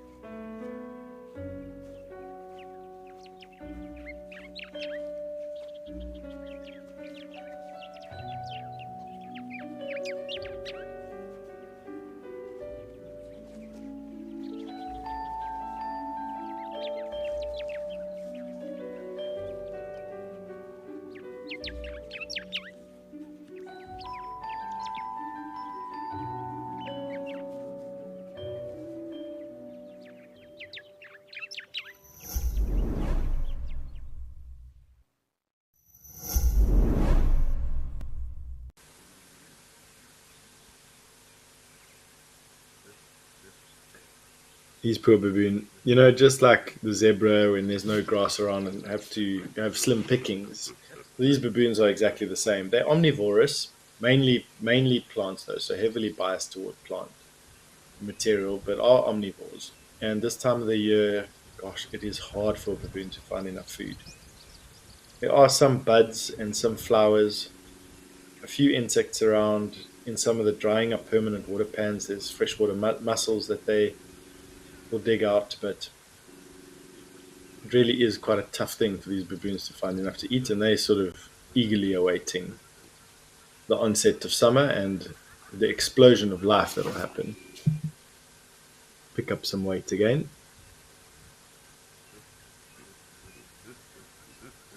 You can see that the rain hasn't come to Olifants West Game Reserve yet, whereas Djuma, which is only about 200 kilometers south, and as we saw when we opened up on King's Camp in the Timbavati, which is even closer to this, they have had rain, and the bush is green there, whereas here, nothing yet.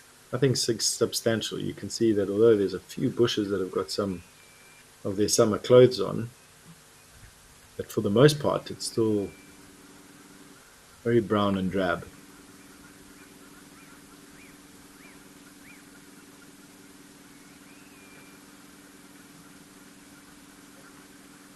Some impala there. And baboon. Oh, there they are. They're all at the seep. I love this seep. This well, actually. It's so cool. Look at them there. Baby hanging on to mom. Always doing something naughty, these guys. And you just want to give a baboon a hiding just in case they do something naughty, not no, so for when they do something naughty, not in case they do something naughty.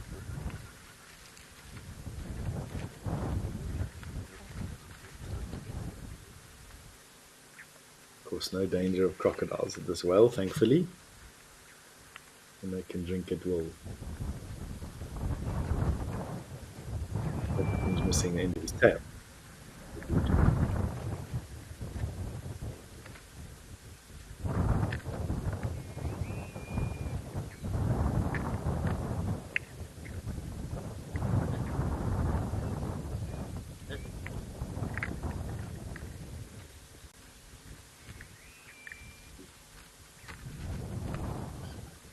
Margot, interesting question that you bring up. You're asking if baboons are also fussy when it comes down to drinking water.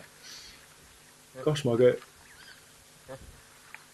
I'd probably say yes. They're super intelligent, and so why wouldn't they be? But you do see baboons drinking from any number of water sources.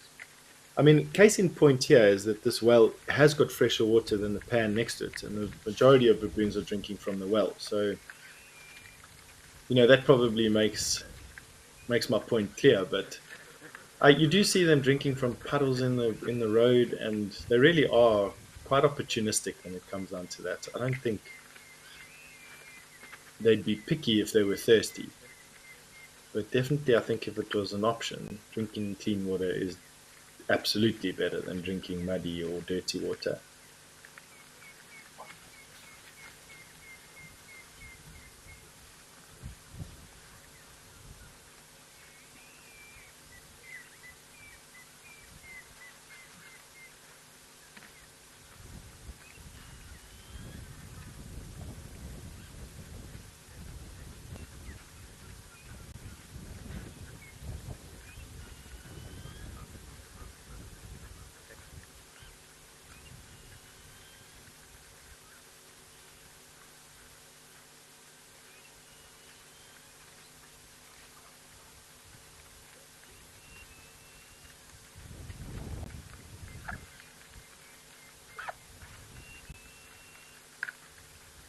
Baboons and a male impala.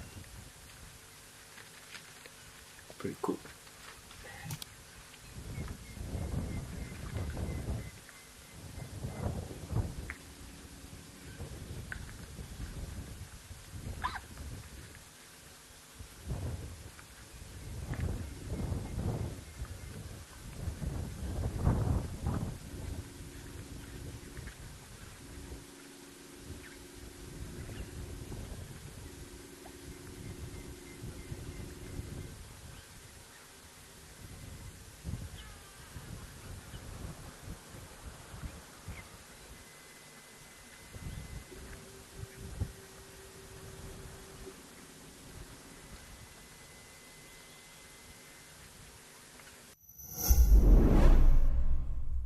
It's that time of the year filled with tricks and treats. From the creepers to the crawlies, we're scouting the creatures that keep you up at night. Hang on to your seats as we debunk the myths behind the safari's scariest. Turn out the light and lock your door. There's a spooky safari coming to your home. Come along for some hair-raising fun this Halloween with WildEarth.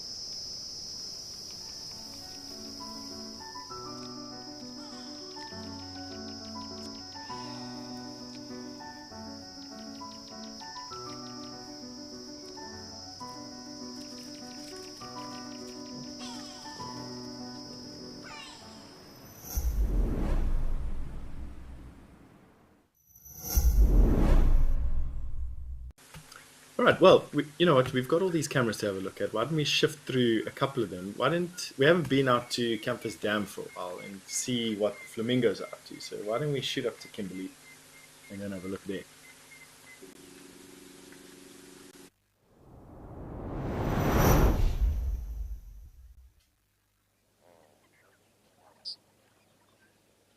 Always a good thing to come here. It's such a change of pace because of the slow, very stately, dignified behavior of a flock of lesser flamingo in an enormous body of water.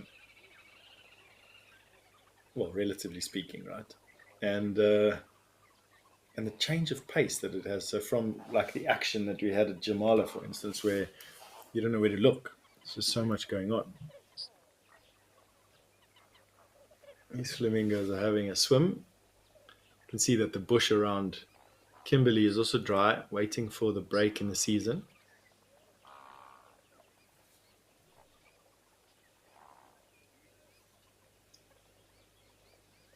And that these flamingo are spread out, relatively speaking. The weather must be great there. When the weather's bad, these flamingos either leave or they huddle together.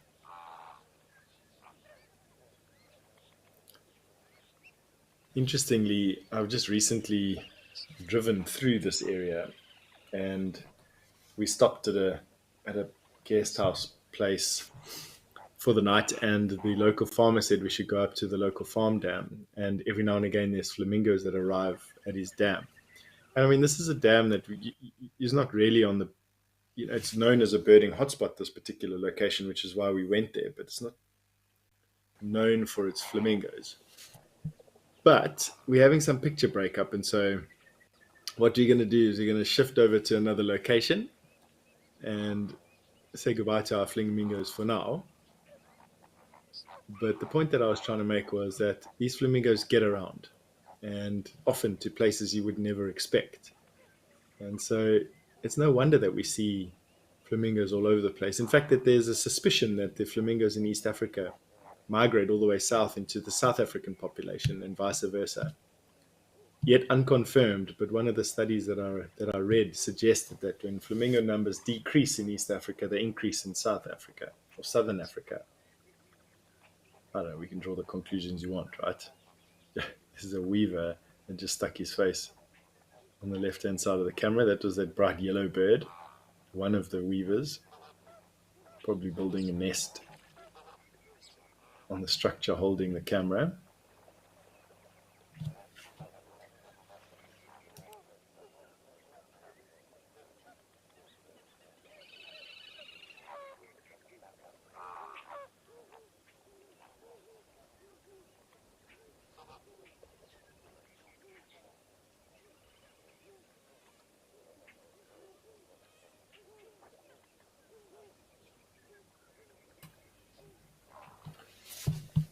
Alrighty.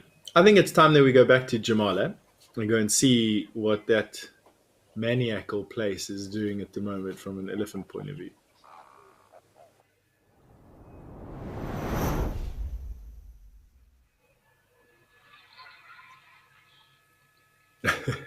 Just how's that for a contrast? Blue sky, blue water, tiny, pink flamingos sedately moving across their pan to elephant chaos. So see, these bulls are still hanging around the place. Now we've got that island contested over and just 365-degree elephants around this particular pan. Goodness. It's hard to believe that there's enough mud even for all of them. But they come every day.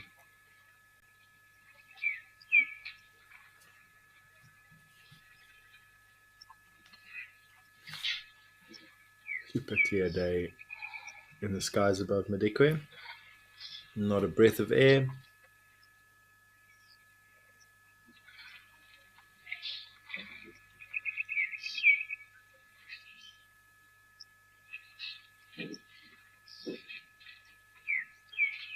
Gosh, there are a lot of elephants around this pan. It's unbelievable.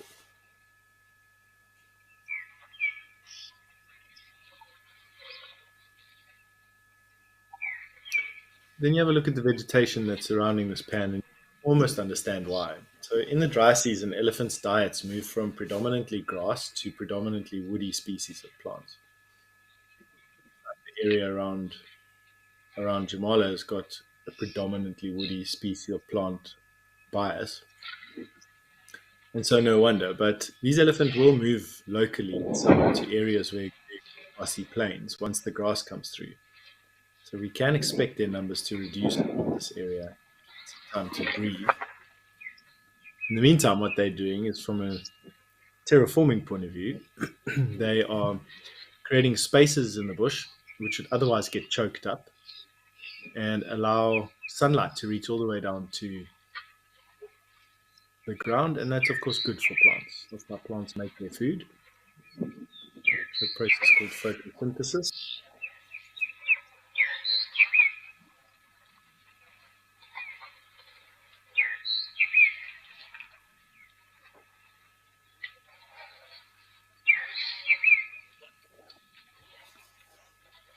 Got these big bull elephant. There's that one standing there. We're just zooming in on him now. And his buddy standing there to the right. And then another one there in the background. But it's okay. We can stay here and have a look at the little dude sleeping and getting bullied by his brother or cousin. A nice view. Okay, man, just leave me alone. I just want to sleep. What are you doing? Oh, there's a little baby flat out. You can see him just lying there, not moving a muscle. Finally got to take his nap. So mom's cool and calm, and baby is just done. Except these two cousins are now boisterous.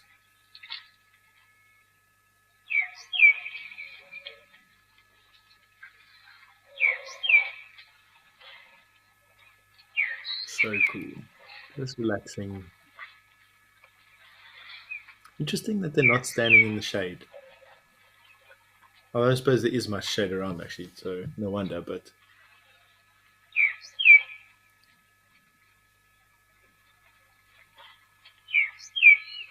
little baby just moves the trunk for the first time. That big bull elephant dominating the shade under the tree there. It's not the only shade that's available.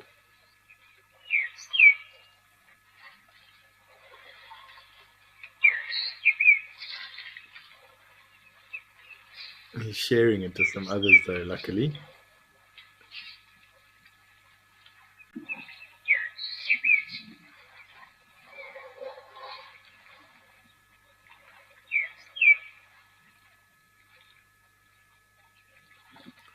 Standing underneath the boughs of a leadwood tree.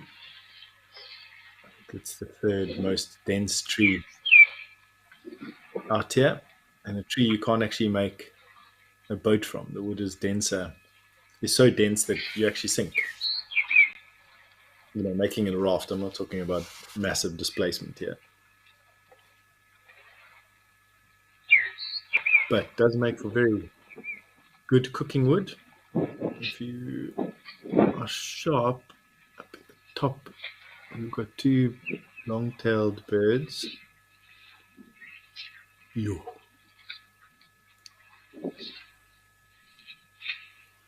It is either an eastern scimitar bull or a wood hippo.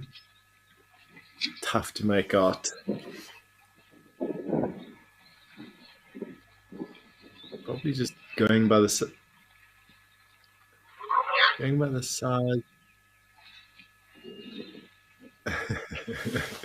So tough. Sorry, I'm setting up. It's an impossible setup for our camera person. Doing a great job. But just judging from the size, they're relatively small, and the fact that there was only a pair, and now that I can't see its bull, I want to say that it's probably an eastern scimitar bull. But how incredible are these cameras that we can just zoom in like this to a tree that was miles away. When we zoom out just now, you'll see how far we've come in. And the resolution is still good enough to identify a bird if we can see it again. A black bird with a long tail, that size, feeding on or around the boughs of a tree. Let's see. So if his bill is heavily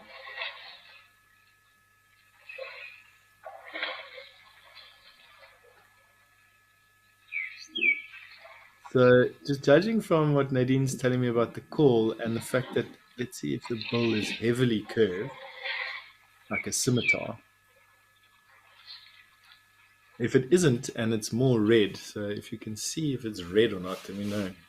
If it's a dark shaped bull, if you can see that it's a red bull, yeah, red bull, okay, so it is a greenwood hoopoe. So, not an eastern scimitar bull. There you go. Bird ID. Gosh, this camera is incredible.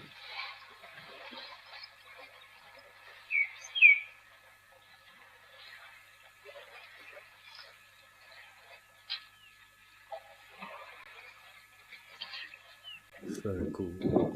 You can see the heat haze distorting the atmosphere between where the camera is and where the bird is. What we're viewing there is the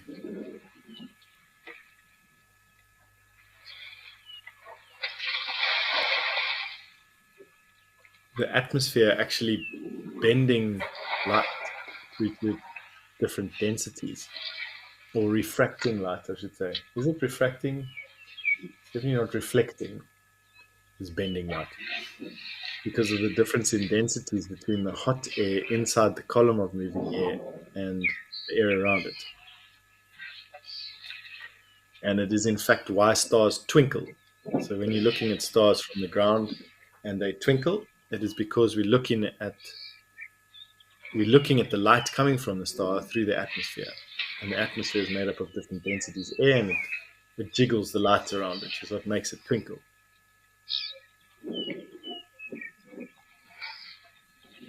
Hence, the Earth-based observatories being best placed in areas with ultra-clear skies and as high up as they can get.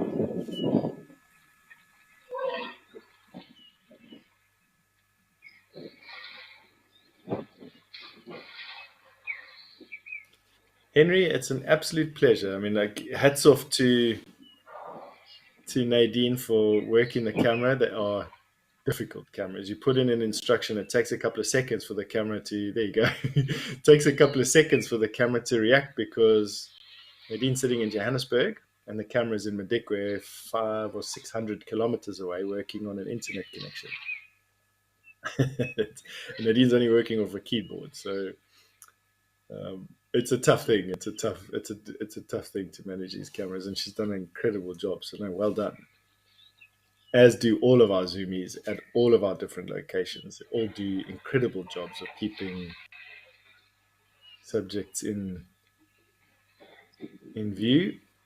This particular bird with that probing beak is an insectivorous bird that probes holes in tree trunks, pulls out grubs and insects. And you'll notice, very similar to the first bird we opened up with today, which was the um, blue-eared starling, that this bird also has a sheen to it, an iridescence. And that's because the bird's feathers are also saturated with melanin and also are covered in a keratin sheath. And that allows, talking about light, it allows light to bend and reflect. And we see that blue, almost oiled appearance.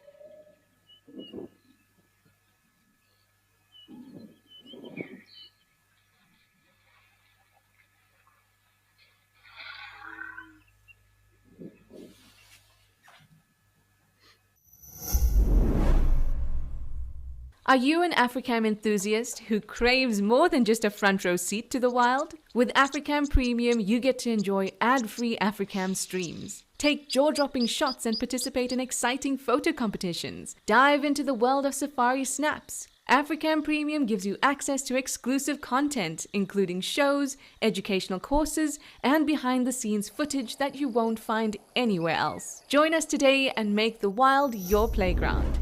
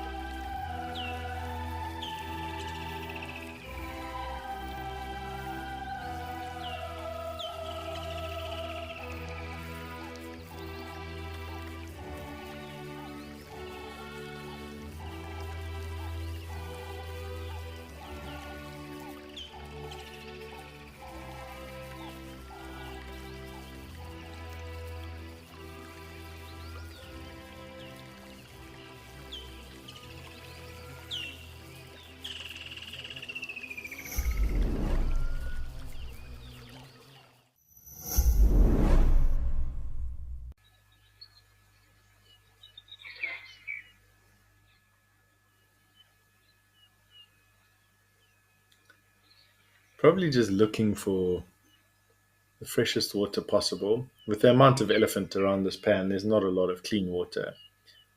And I'm assuming that these zebra are not close to any other, there's a lot of water in the Bikwe, relatively speaking. So it's not like they can't go and find another pan somewhere, but probably from where they came, this is the best water that they have access to.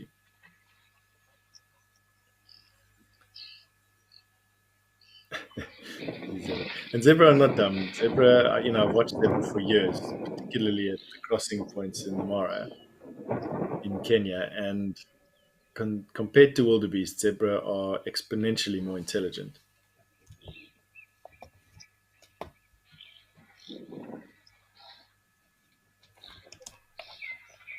I don't think the zebra is going to go for a bath, slip and fall into a hole there, but it won't go for a bath.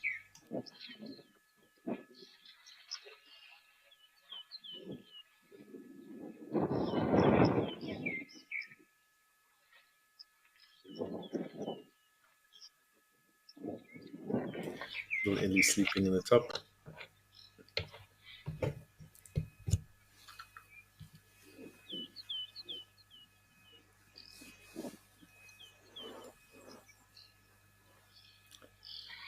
So we're watching we're watching this young elephant have a proper snooze, but even adult elephant will also sleep like this. This is a full-grown female elephant. She's old. You can see very well developed skull, big body, super healthy, and even she will lie down and sleep. But they don't sleep for very long. They sleep in these bouts, fits and bouts.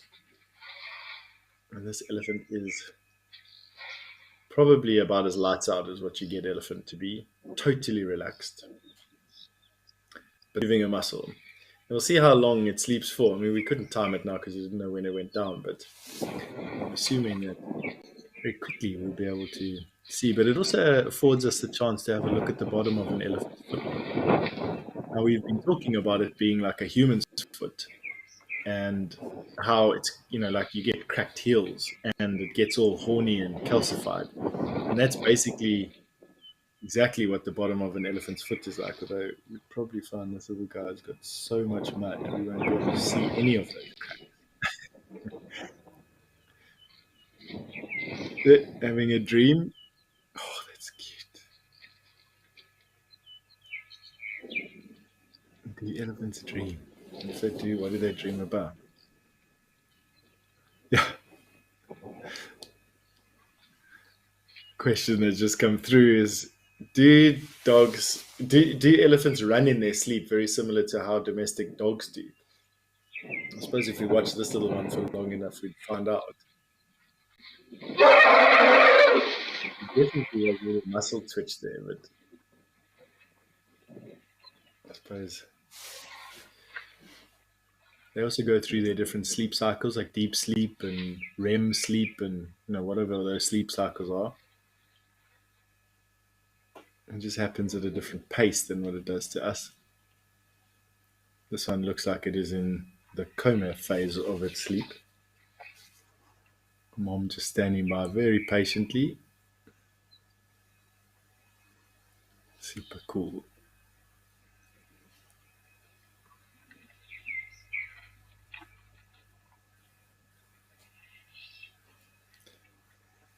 Now, unfortunately for me, it's coming to that time of the day where I'm going to be handing over to one of my colleagues to finish the show with you. He's going to be taking you through to 3 o'clock Central Africa time.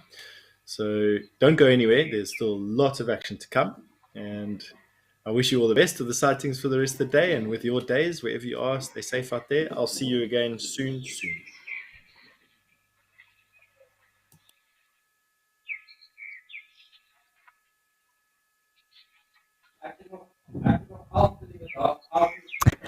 Good afternoon, everybody. Thank you, Steph, for handing over to me. I'm sure that you have all had a great morning with him, but I'm very excited to be taking over and hosting the afternoon session of Live at the Waterhole. My name is Amy, and I will be with you all the way until 3 p.m.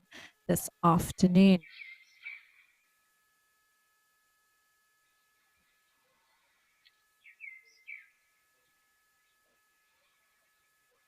I see that we are back at Jamala. And it is another illy full day, everyone. How lovely is this?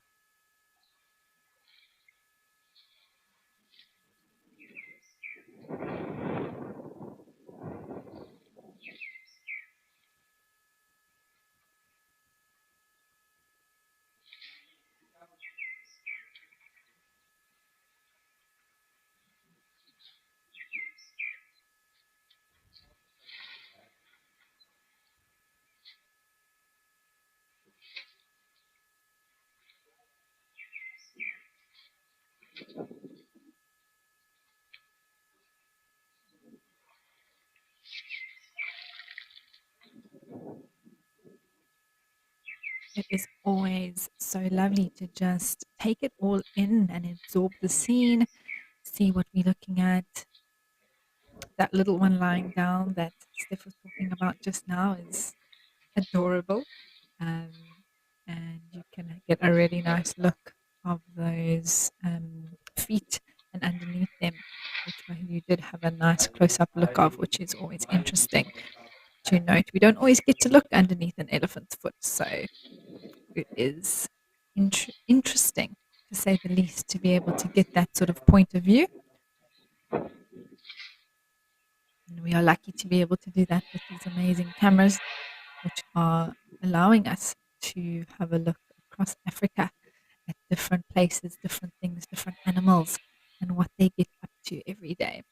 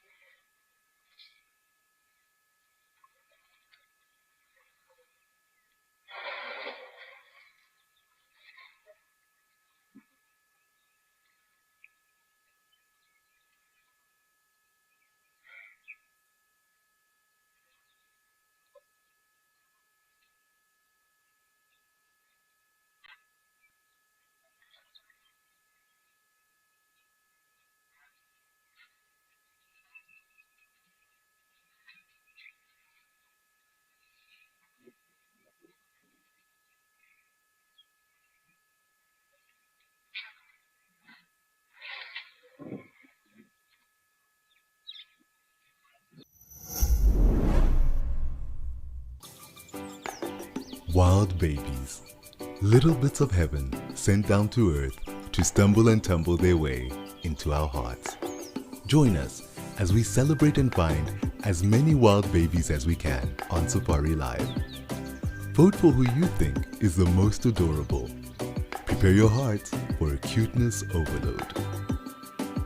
WildEarth, it's in your nature.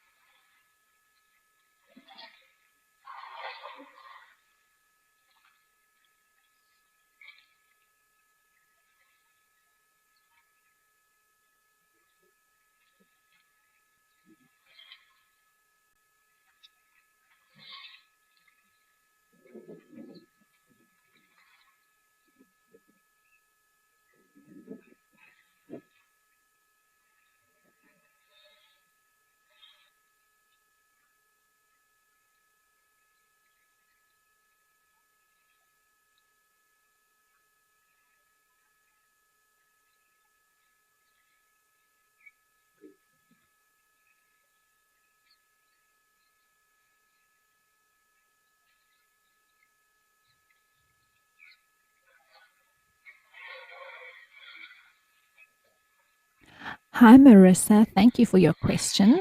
You want to know if it is normal for a calf like that um, to lie down. And yes, it is actually very normal. So often in the day, especially the younger elephants will lie down and rest. So to see them doing this is not uncommon. It's actually quite common in elephants, especially with the younger ones, for them to. I mean, it really does look like that calf is having a proper snooze, not even moving a hair at the moment. But you can see that mom is right there next to it, making sure that it's fine and is allowing this time of rest. And elephants are very good with that, especially with the younger ones, Marissa, that are, you know, smaller. So therefore, they just don't have the same amount of energy and endurance that some of the older elephants do. So they just need some time, especially around this time of the day when it's getting really warm, for them to be able to take a break.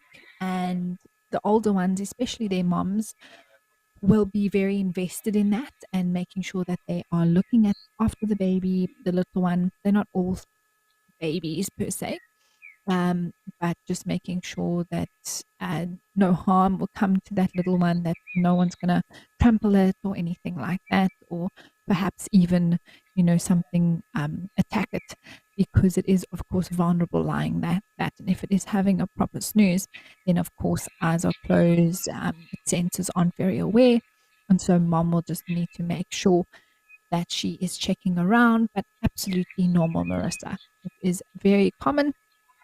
I have said this before, but of course, not everyone always hears everything we explain. So I'm going to explain it again for you, Marissa. That I've actually seen where elephants form almost like a boma, if you want to put it that way. They'll form a circle with their bums all towards the center and their heads all towards the outside. And inside that circle, the little ones lie down. And it's a chance for within a herd for all the younger calves to have a rest safely, while the bigger ones are often standing in the shade of a nice big tree, and then they can also have a rest but still have their eyes and ears facing in all directions.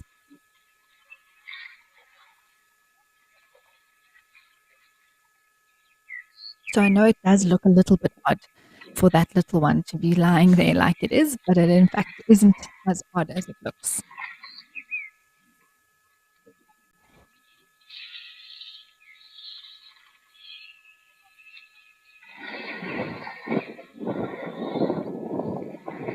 And what may happen while we actually here watching is that we may see mom decide that it's time to get up and move. And often what will then happen is, of course, not all elephant communication we can hear ourselves as humans. So she might use her trunk and just give it a tap on the head or start to try and lift it up onto its feet. And then the calf knows that it is time now. Mom's saying it's time to move on. Or maybe the matriarch of their family group has decided that they need to move off from this waterhole, and so then they'll follow those instructions. But you can see even mom is actually resting as well. Just how relaxed her trunk is, and she's also taking this chance while her little one is resting to do exactly the same thing. But these elephants, I think, are not going anywhere, everyone. So I'm sure that we will be back later in the show but apparently there is a beautiful scene at Okakuyo. So let's go over there and take a look.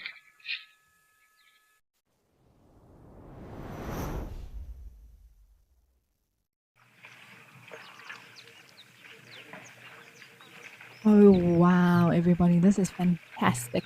The last few days that I've been on this afternoon, second half of the Waterhole show, Okakuyo has been a little bit quiet.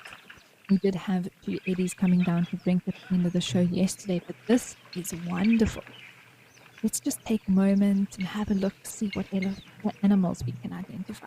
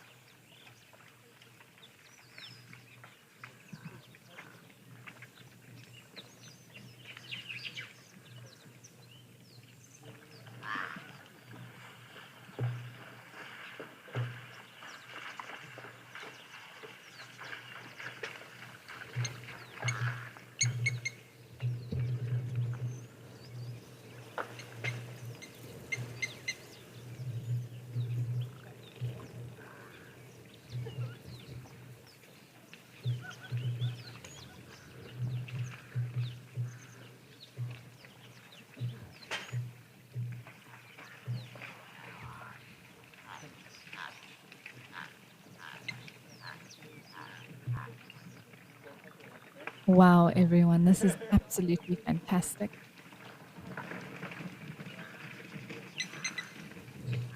Hi, Patrice. Thank you for your question. That's very kind of you. Thank you for joining us at the Waterhole today. I'm doing very well. Thank you for asking. I don't think actually I've ever had a question like that, but it is a beautiful day where I'm living, and there are a lot of beautiful bird calls. The cuckoos are back, so that's always exciting. So we get to hear that every day in the Lowveld area, which is fantastic. And now it's even better because I'm watching a massive herd of zebra and 4 giraffe drinking or coming to drink at Okakuya Waterhole in Namibia. So it's fantastic, Patrice. How are you doing today? I hope you're doing well, and the show is bringing a little bit of Africa into your life.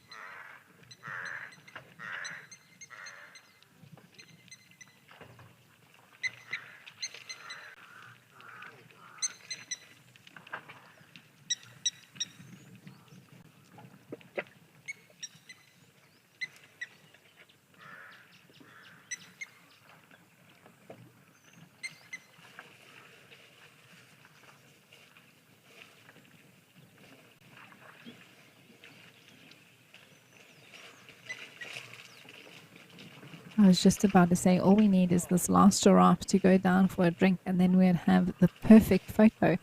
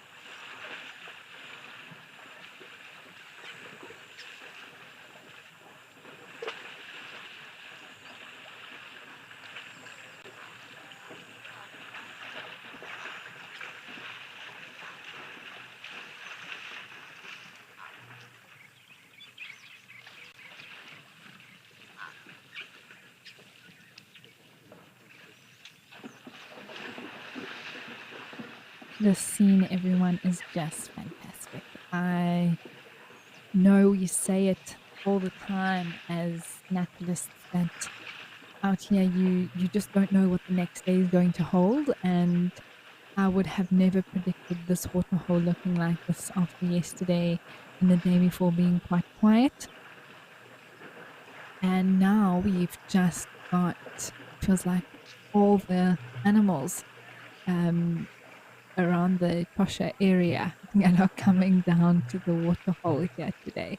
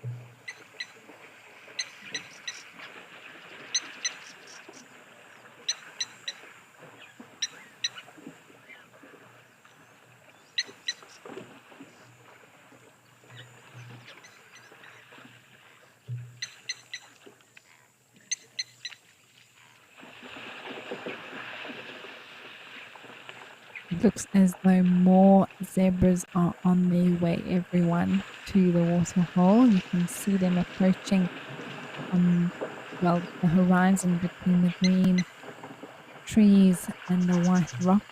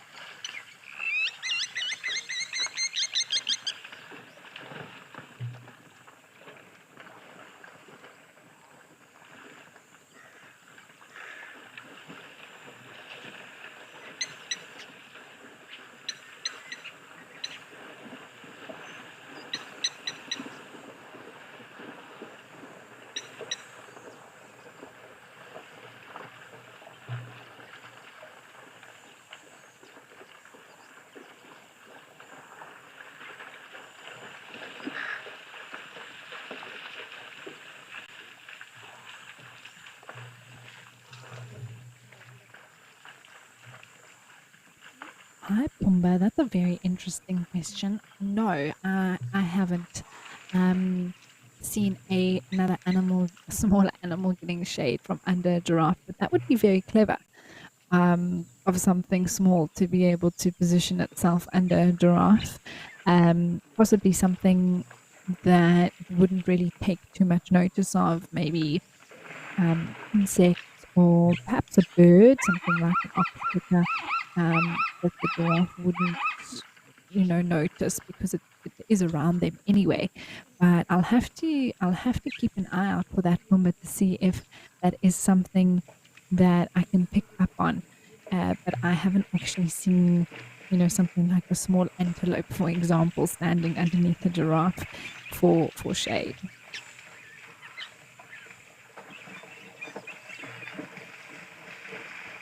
Anything's possible out here. I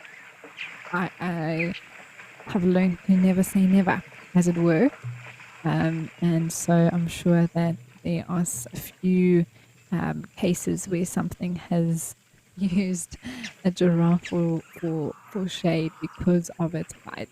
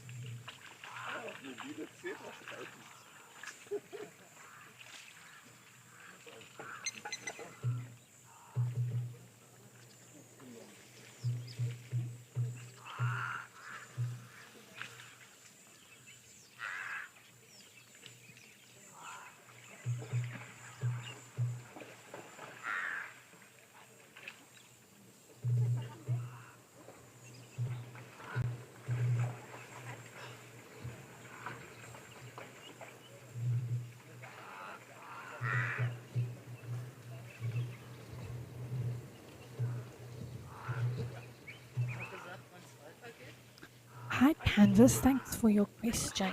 You want to know why the giraffe don't go further into the water to make it easier for them. Now, Canvas, I don't actually know if that would make it easier for them. They have to spread their legs quite far apart, and their hooves need to be able to grip onto the rocks or the side of the waterhole. And I think perhaps if they went right into the water, that would be a little bit more difficult for them to do. But then also, on the other hand, giraffes are extremely cautious when it comes to approaching waterholes. For me personally, what I've noticed is more so than any other animal I've seen come towards a waterhole. A giraffe is very nervous. Even though there may not be a direct threat at the specific waterhole that it's going towards, it doesn't change the fact that they approach so cautiously.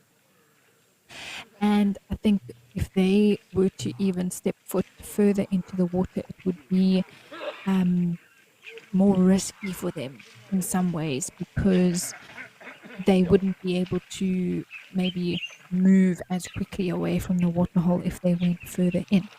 So yeah, Canvas, I think that answers your question. It is something that I haven't particularly thought of or researched before, but to me, that's what would make sense for a giraffe. It is they do it the way that works best for them. I know that we are looking at zebras and the springbuck do go in a lot further.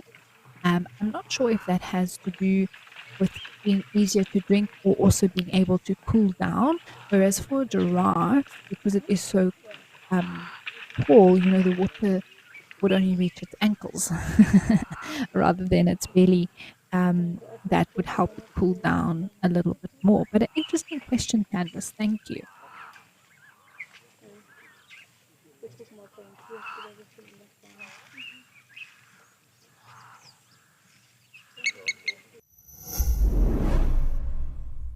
It's time to tap into your owl-like wisdom and elephant-like memory.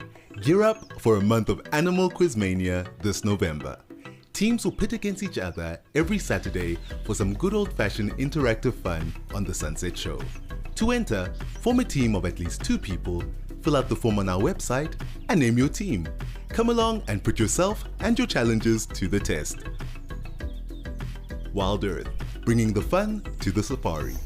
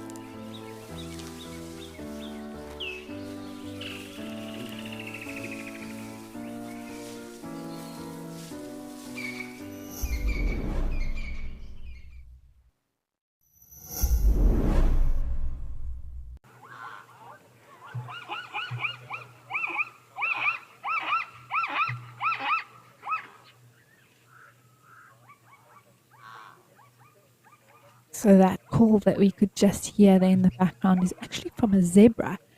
And I remember the first time hearing that call and being, zebra didn't even come into my mind.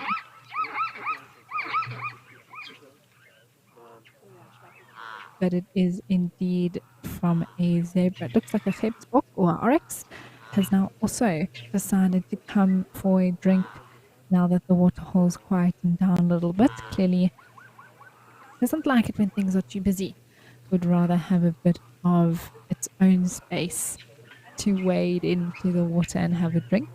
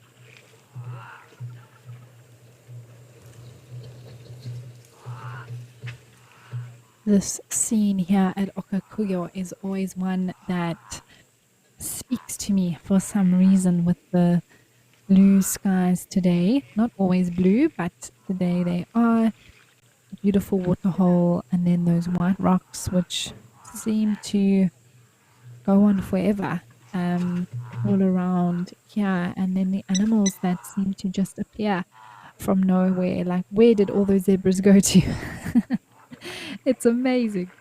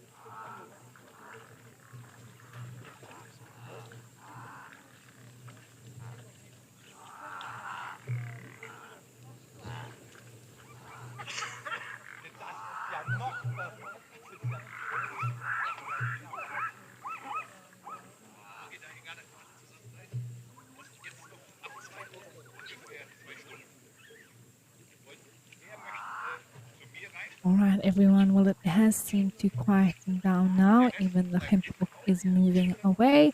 And so while we wait to see what else comes down here, let's head back over to Jamala to check on that baby Ellie.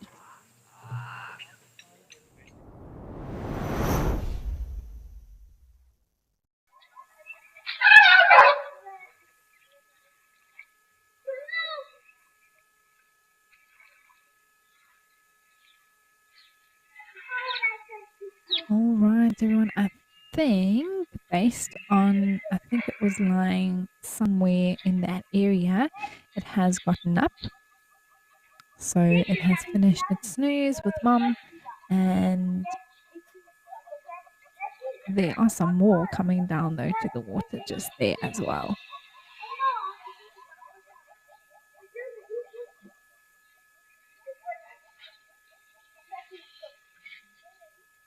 I love watching elephants approach water.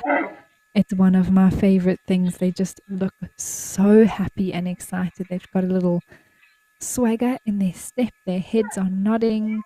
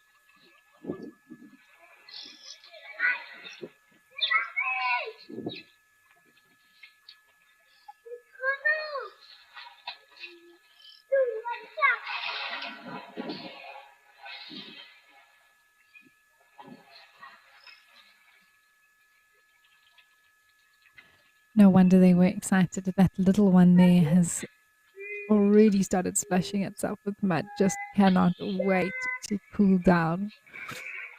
There's also some zebras and a little zebra there in the middle, a baby zebra that is also coming down to have some water now that the Ellies have given some space.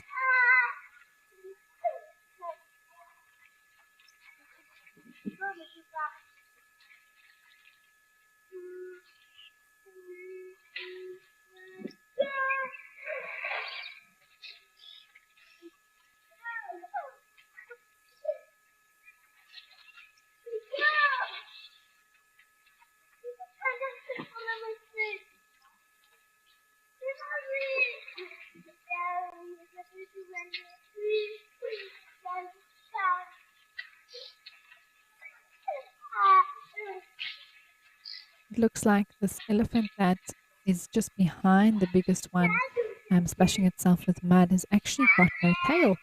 So have a look at that. Oh, it's just going behind mom. Oh, there we go.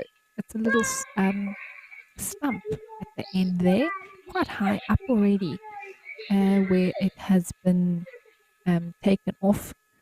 And that could be from a variety of things, everyone.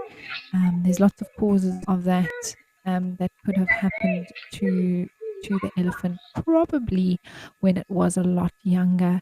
When they are small, they are more vulnerable to things nipping off the tail or maybe getting sliced through or something like that. But the elephant's no worse off for it.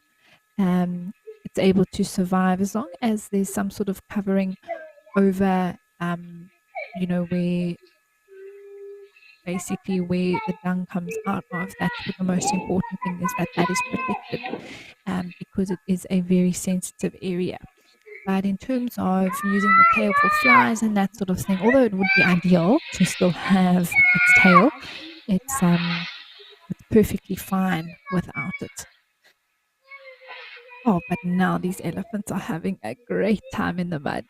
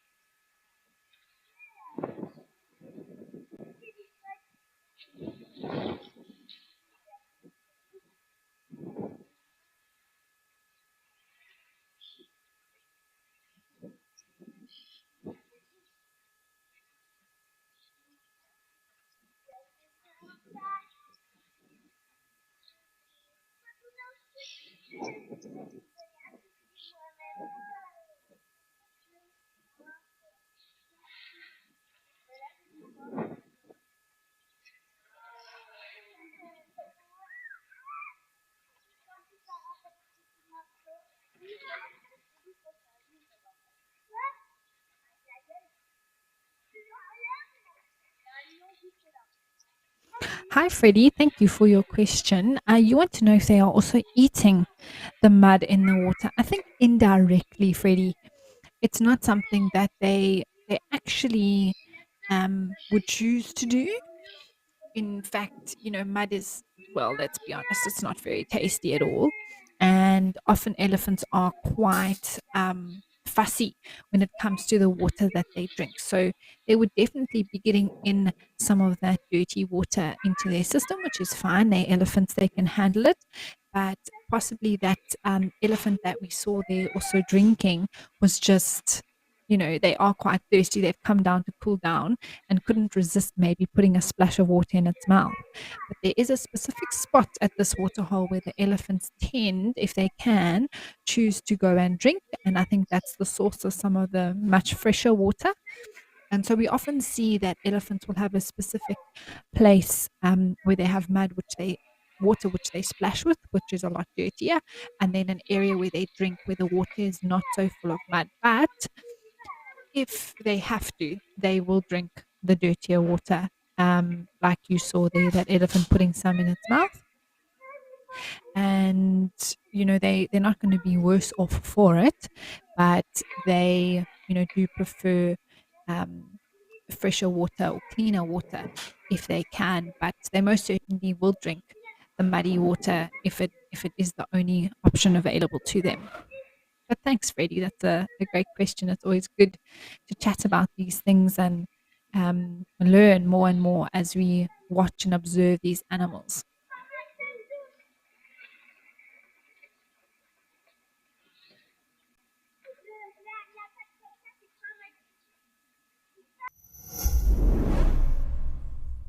It's that time of the year filled with tricks and treats. From the creepers to the crawlies, we're scouting the creatures that keep you up at night. Hang on to your seats as we debunk the myths behind the safari's scariest. Turn out the light and lock your door. There's a spooky safari coming to your home. Come along for some hair-raising fun this Halloween with WildEarth.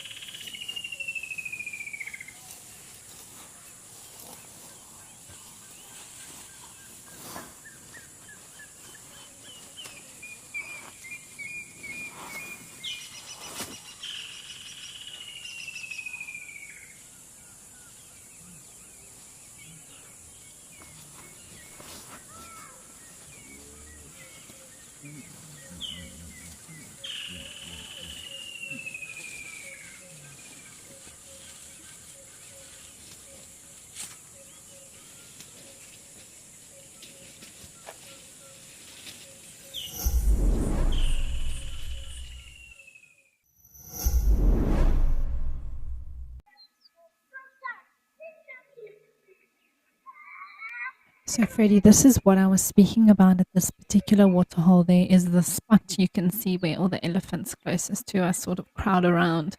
Everyone's waiting for their chance to get some of the more delicious, clean water.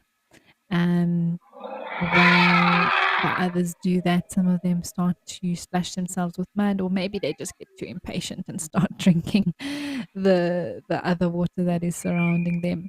But one of my favorite things to watch here at the waterhole is when an elephant does decide to go for a bit of a swim. Like we're watching that one now, just sitting down. It's decided that it's time to, the splashing wasn't good enough. It needs to completely immerse itself in the water here at Jamala.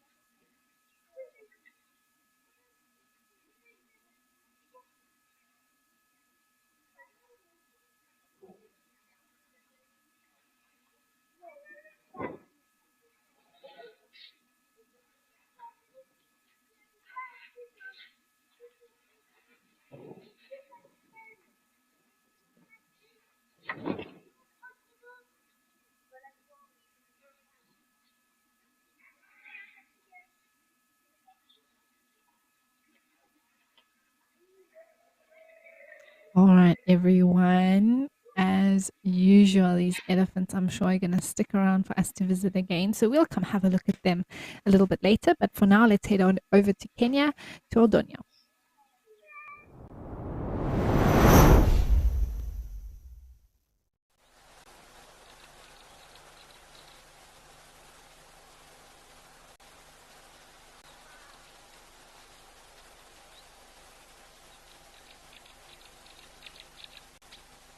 And we have a giraffe.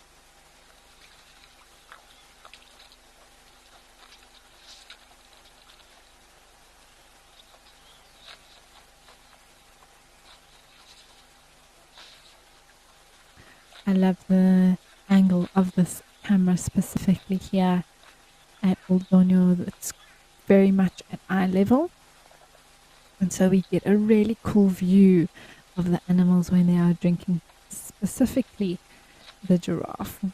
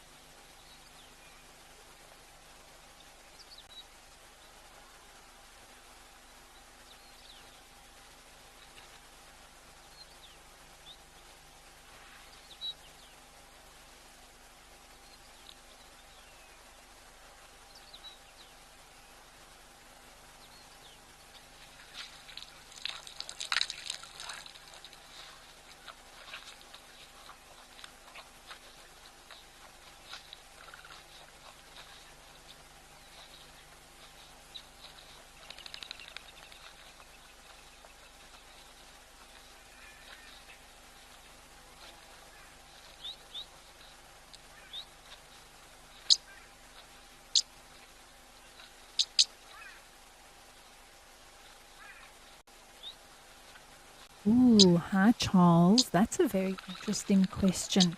You want to know if a giraffe would do well in an area with low trees?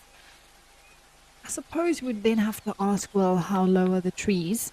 Um, but of course, giraffes being built the way they are, with that very long neck, does uh, lead them to naturally feed on taller things. And so, in an area that has just shrubs, I don't think, as far as I'm aware, we would naturally find giraffe there. Although we do see them lowering their heads sometimes to even feed on shoots that are maybe very close to the ground. It's not naturally where, with that long neck, it allows them, that height that they have, to be able to feed on trees of a particular height, or shrubs or bushes that have grown a bit taller. So, Charles, I don't think, if there were ever areas where giraffes were, would that turn to be very like shrubby, without any sort of tall trees whatsoever, if the giraffes would naturally have maybe sort of died out in that particular place. And so that is why we only find giraffes in areas generally that have higher vegetation, in literally higher in terms of the height of the bushes and the trees. So, yeah, Charles, that's a very interesting one. I am just thinking now if I've ever seen a giraffe outside of areas that have the vegetation which I associate with them, and I don't think so. I think that, as far as I'm aware, where they naturally occur, um, they would there would be vegetation that sort of link into the height of them. So, if they were, for example, in the past, ever in a place that had shorter trees and shrubs, I think that they would naturally move on to another area, because it's just hard work, isn't it? I mean, like, I'm this tall, why must I bend down? So let me move off until I can find an area that suits, that is easier for me to survive in. So those are my thoughts on that, Charles. So we have a eland that's come to join this giraffe now at Old Borneo. How beautiful is this scene, everyone? There's been a few clouds the last few days, with the blue sky in between. I hear some oxpeckers calling. They've just landed there on the side of the eland.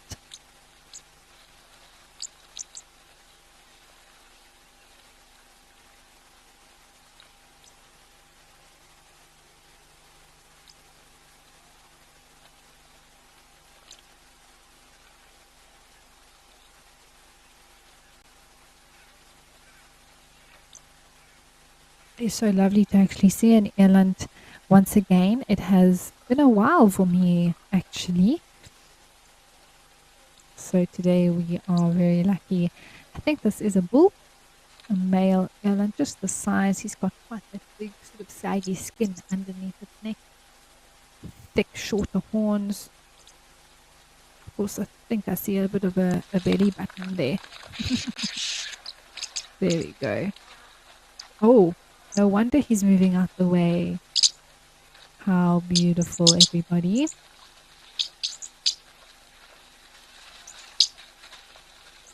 The elephant bulls have finally arrived here at Old Doniol.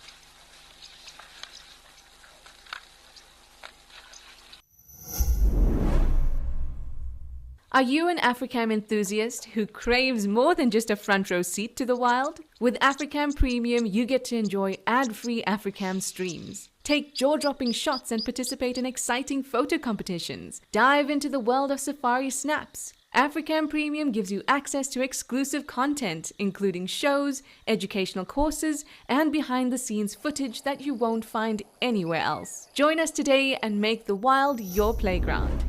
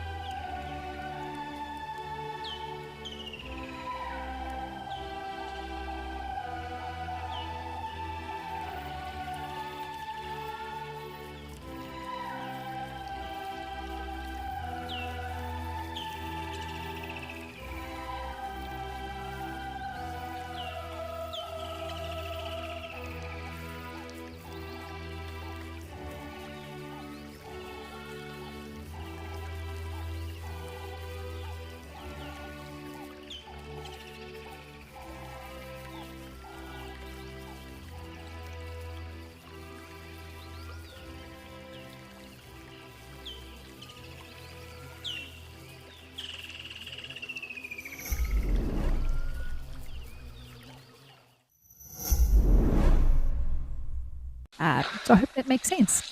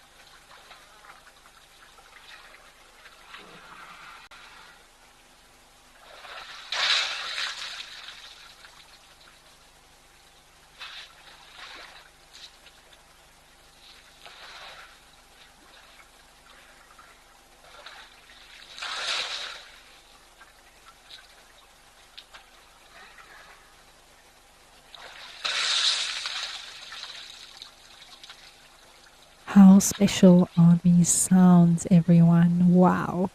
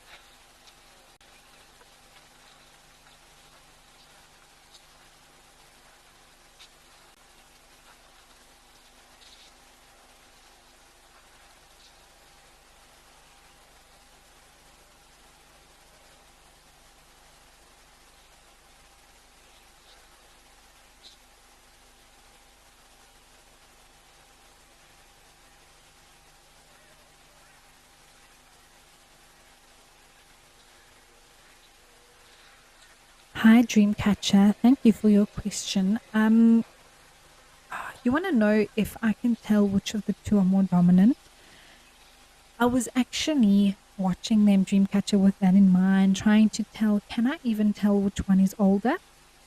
And often that does indicate the dominance level between the two. No, I couldn't tell at this point. They look very similar in size. The only thing that's sort of lending me towards the one that's actually facing its back towards us at the moment is how tattered its ears were. Um, just sort of tells me maybe that it's a little bit older, a little bit more wear and tear. Something that we do use out in the bush quite often to tell us the age of animals in comparison from one to another is specifically the ears, not only on elephants, but things like lions, leopards, rhinos, buffalo. The more tattier the ears generally, the older the animal is. And so just based off of that, Dreamcatcher, I would say that the elephant, which has its back towards us at the moment, would be the more dominant individual.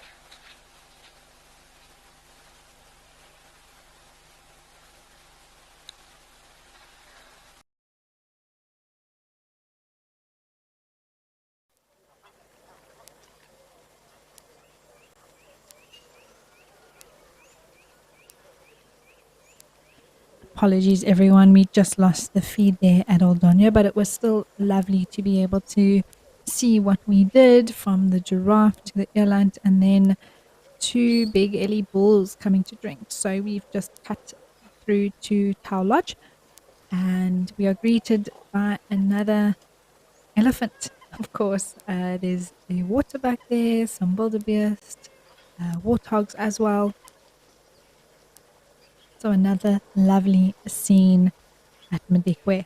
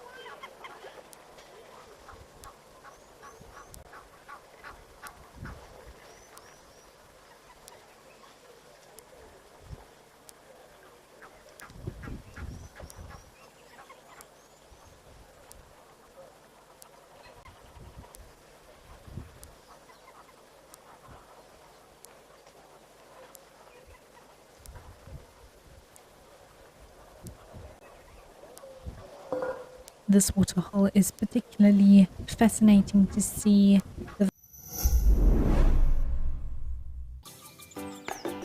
Wild babies, little bits of heaven sent down to earth to stumble and tumble their way into our hearts. Join us as we celebrate and find as many wild babies as we can on Safari Live. Vote for who you think is the most adorable. Prepare your hearts for a cuteness overload. WildEarth, it's in your nature.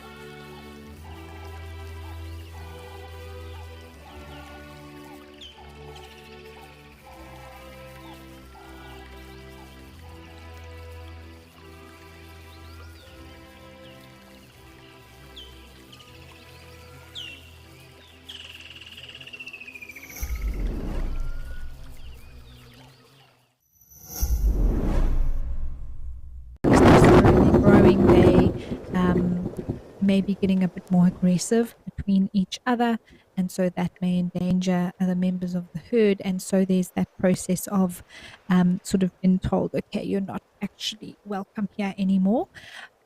But there is a natural inclination for the bulls to start, moving off and just wanting a bit of space and not wanting to basically be told what to do anymore, I suppose, by the matriarch. So Starbuck, I think it is a combination, but it's definitely not all organic. There is a clear um, sort of communication by the herd to say, okay, you know, you need to move off now. You can't be hanging around with us anymore. But it does happen gradually. So it's not like one day you're in, the next day you're out, sort of thing. And often what we see is that there'll be a herd and sort of near it or very, sort of on the side or lagging behind will be, for example, two young bulls of a similar age. They may be tussling, bumping heads, pushing each other around, but it's still associated with that herd. And then over time, it becomes more and more of a distinction, and eventually they move off completely and join a bachelor herd or spend time on their own.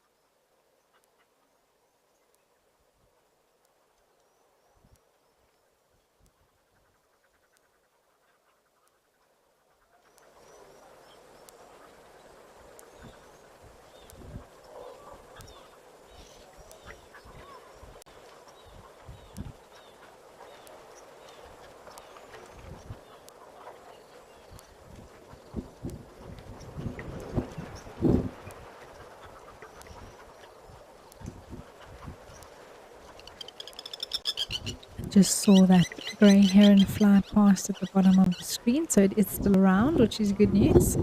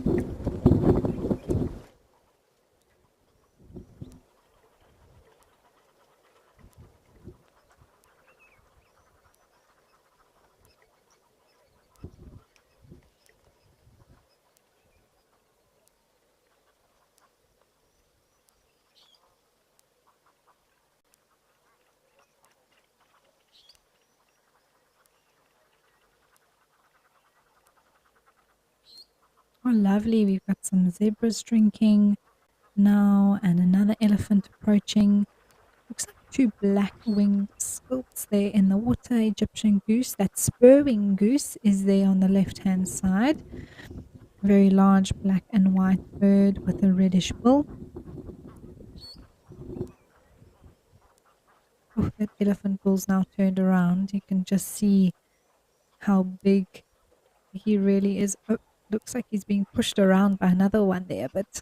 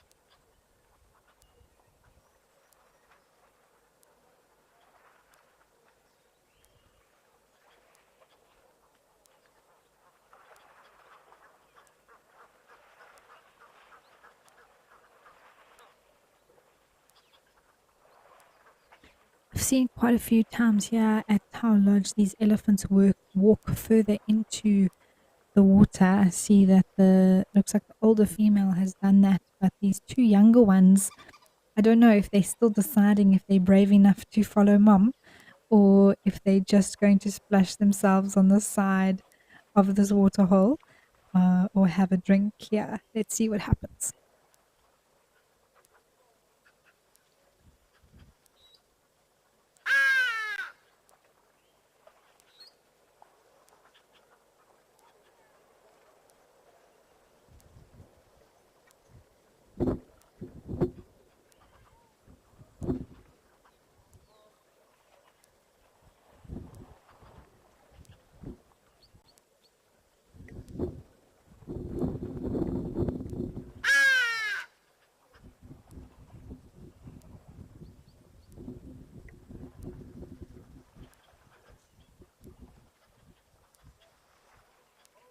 This little one is braving it, everyone. Look at that.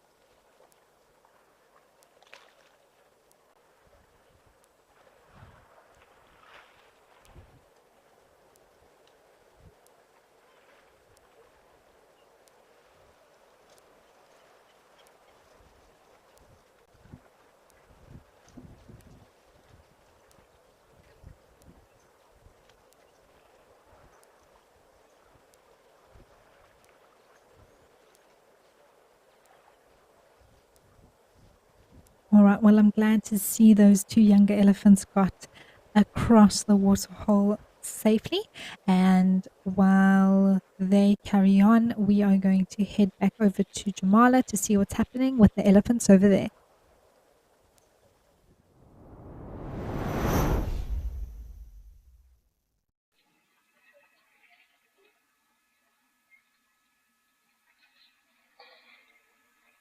Oh, wow. It looks like they are carrying on right where we left off with a great mud wallow, everybody.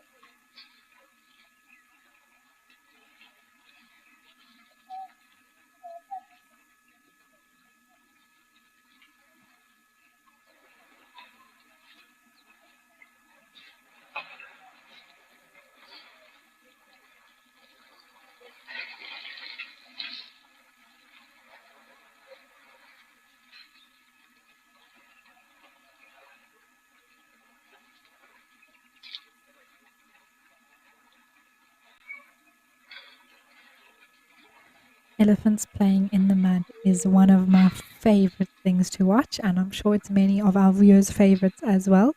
We can see the two there on the right really having a wonderful time together.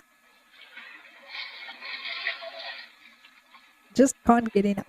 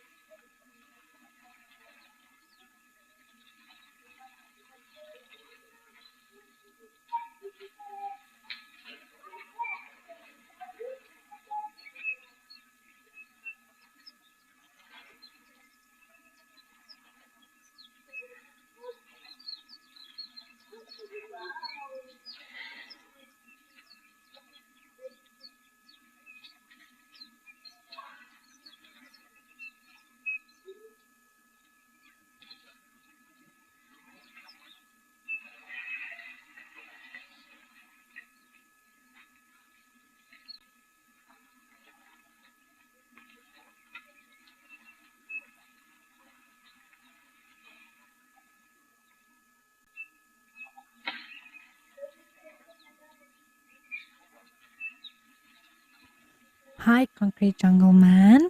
You want to know which of the elephant's body language and sort of sounds that they make, vocalizations that I enjoy the most?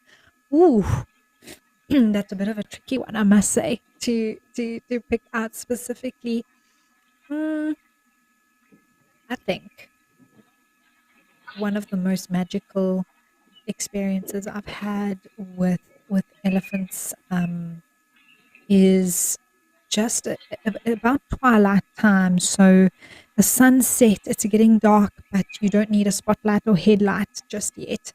You can still see the animals outline around you, but it's still quite dark outside. And I remember being on a game drive vehicle and coming around the corner, and an elephant bull was feeding on a tree quite close to the vehicle, but not too close to make anyone uncomfortable. And there was actually a second elephant bull that had already crossed the road and was quite far ahead of it. And these two were obviously in a bachelor herd, and there was communication that happened between the two of them. And just the whole atmosphere that was created in that moment, with sort of the moon in the sky and the stars starting to come out, and it was a perfect summer's evening and all was quiet, no wind, just a absolutely ideal safari, an evening out on safari. And the male elephant gave a typical rumble, I'd like to call it. I don't know how else to describe it to you, but these elephants make this sort of deep rumbling sound that comes from their bellies. And that was just magical.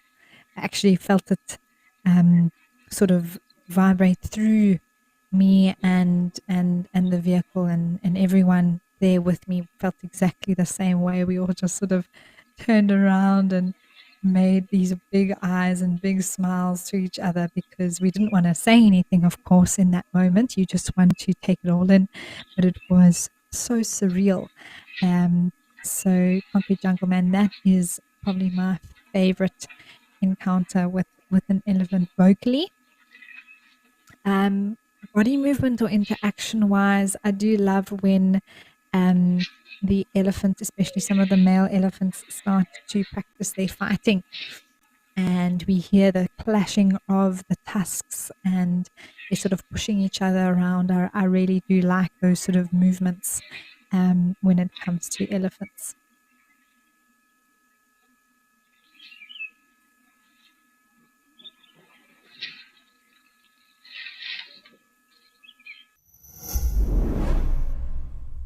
It's time to tap into your owl-like wisdom and elephant-like memory. Gear up for a month of Animal Quizmania this November. Teams will pit against each other every Saturday for some good old-fashioned interactive fun on the Sunset Show. To enter, form a team of at least 2 people, fill out the form on our website, and name your team. Come along and put yourself and your challenges to the test. WildEarth, bringing the fun to the safari.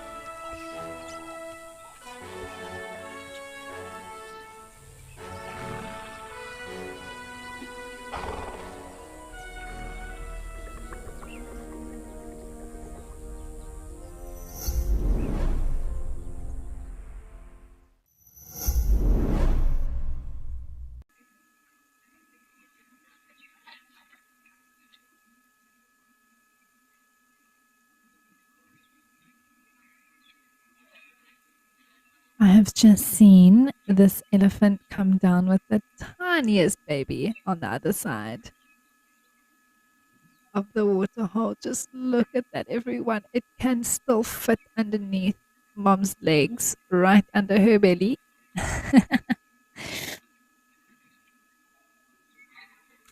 Hi, Lenny. You want to know if I've ever touched an elephant? Um, to answer your question, yes, I have. What happened was that there is a wildlife sanctuary down in the garden route of South Africa where you can actually go have very personal close up encounters with elephants. It's all very well monitored and that sort of thing. And it was many, many years ago.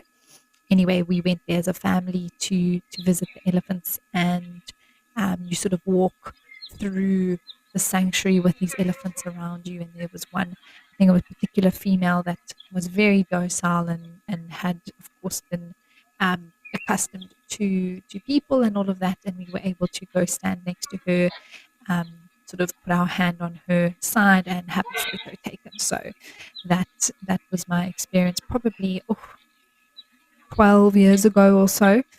So many, many years ago. But that was my one and only time of actually touching an elephant.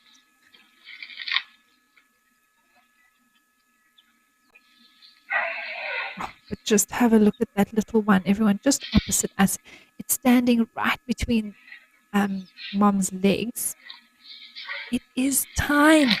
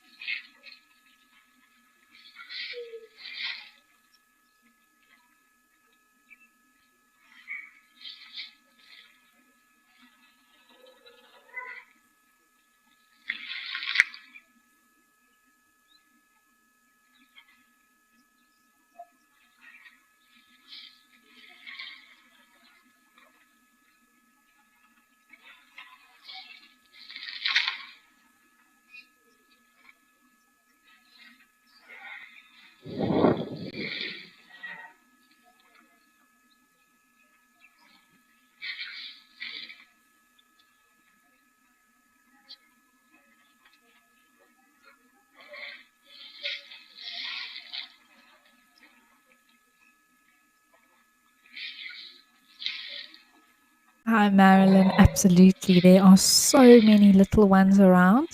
And this one that we're seeing on camera at the moment, just on the other side of the waterhole there, we can see its bum sticking out between mom's legs, is the tiniest one that I have seen here at Jamala so far, by far. I mean, it is just a few weeks, maybe a month old or so. It is really tiny. It doesn't even know what to do. It's just staying close to mom as close as look at it. Oh, sweet.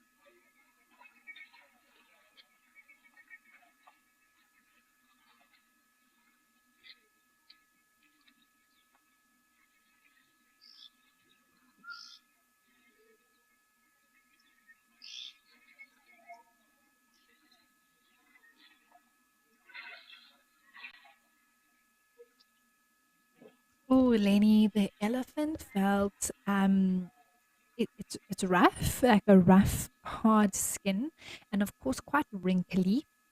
And then also, I was very surprised. I think what most people is maybe on the waterhole, it's more tricky to see as well because we are at a little bit of a distance, is how hairy their skin is. You don't think so. You think they sort of bald, but there actually are a lot of dark, very fibrous hairs that are on their skin. And so that is something that I did notice, but it's rough. It feels thick, hardy, but still in some ways, you can see how the elephants move. That skin does move, so it's quite pliable in some ways. But it is the hide of a very large mammal. You can feel that it is well suited for the environments that it lives in. Of course, we can put on clothes to protect us from things like the sun and the elements, but these animals have to have skins which are um, tough, and you can definitely feel that when well, I definitely felt that when I did touch an elephant.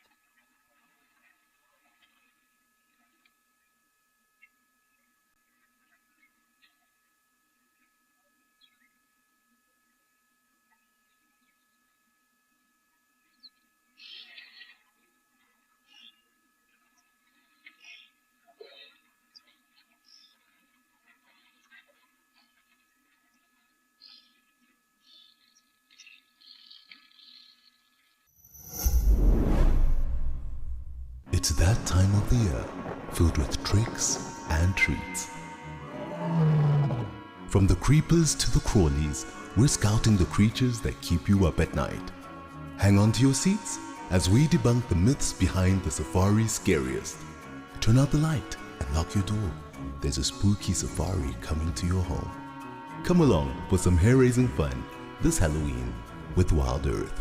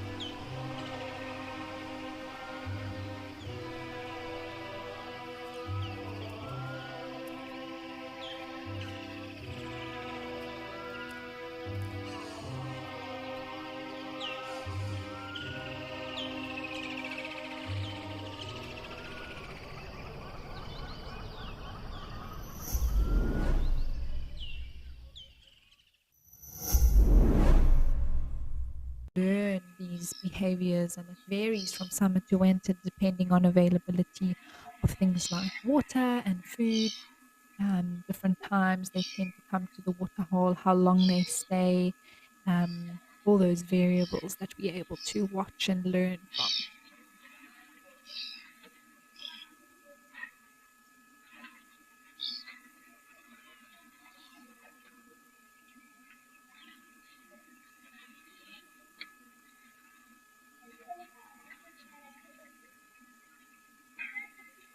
Okay, well, it sounds like there is a visitor to Oldonio, so let's go have a look and see what's happening over there.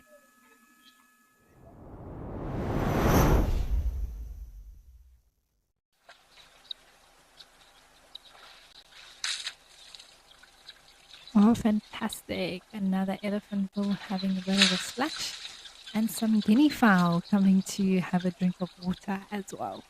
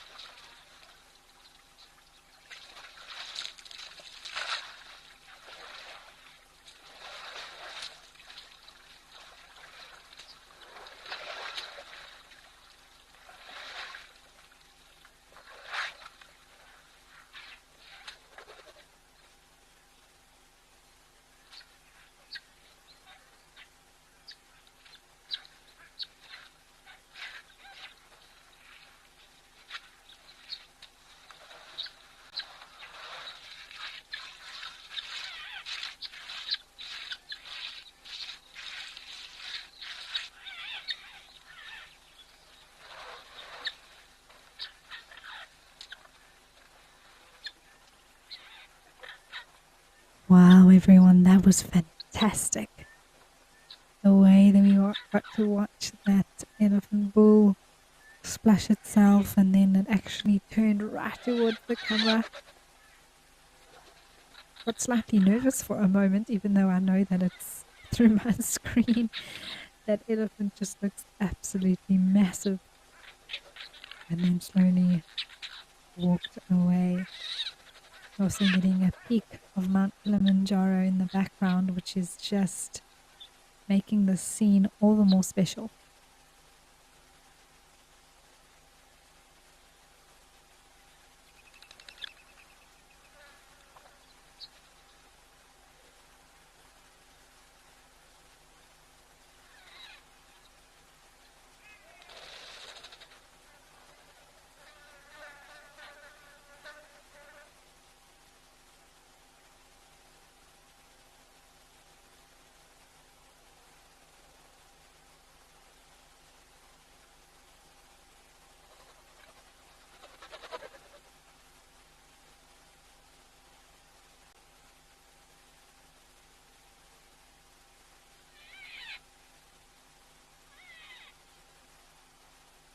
Alrighty, so now that the elephant has moved off, we are going to do the same and head back over to Jamala and the elephants that are still over there.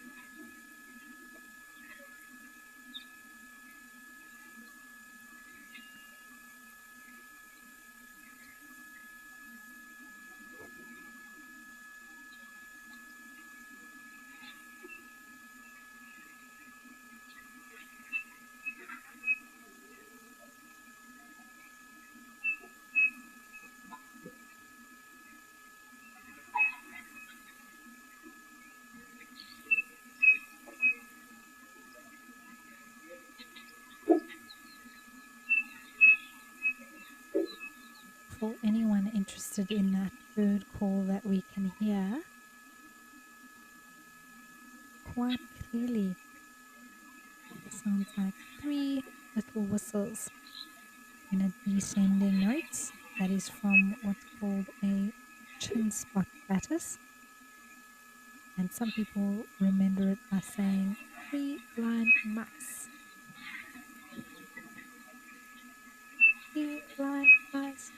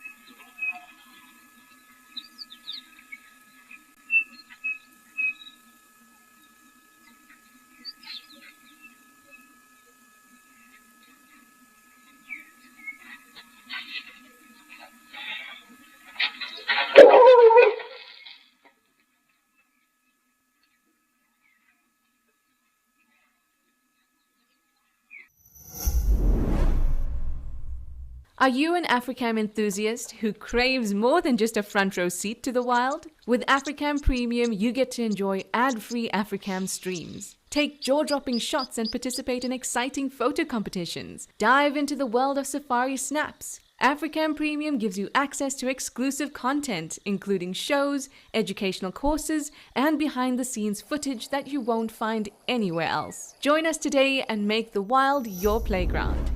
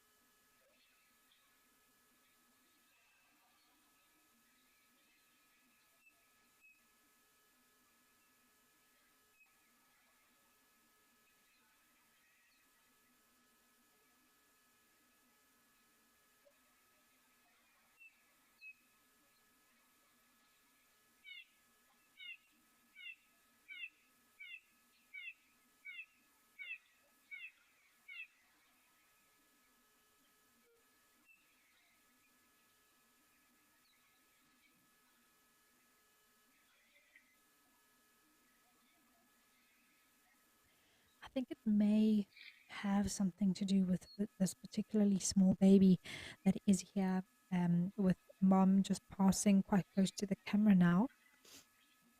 Elephants do tend to be a little bit more on edge when they do have such a young baby around.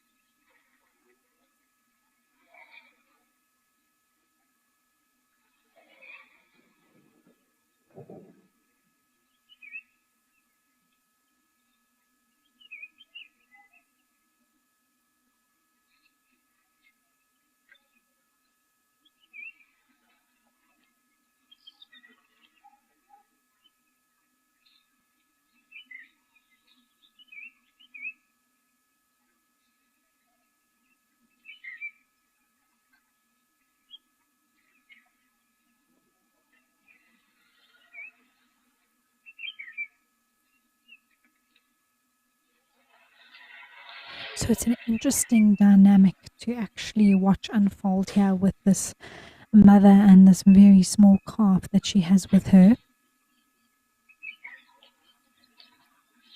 I'm sure perhaps she is wanting to get some of the water, but having the little one with her does pose a little bit more to think about. So it'll be interesting if they do make space for her or if she has to sort of wait until some more of the elephants do move away.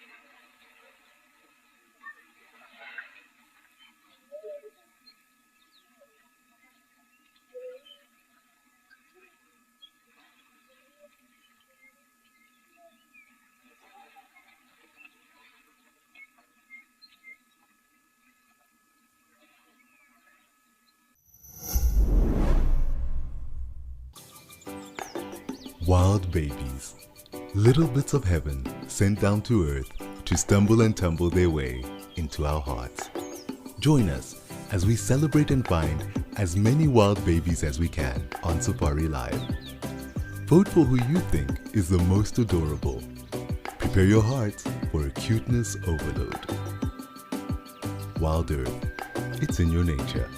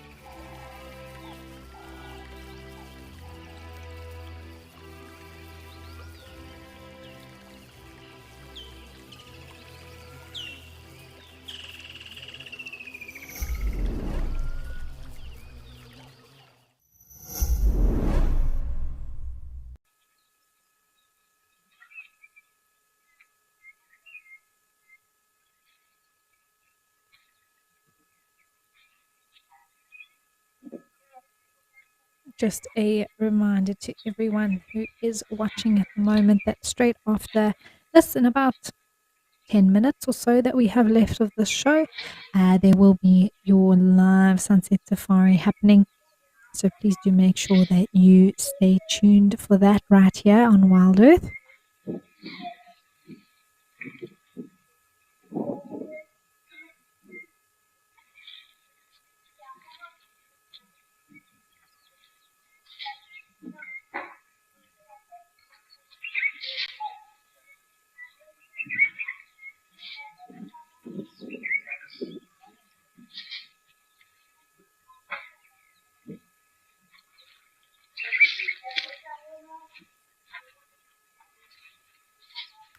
I was just keeping my eye on those elephants that did come have some water. If that female with that tiny baby did manage to get, I didn't see her particularly, but again, that little one is so small that easily in the shadows we may have missed it.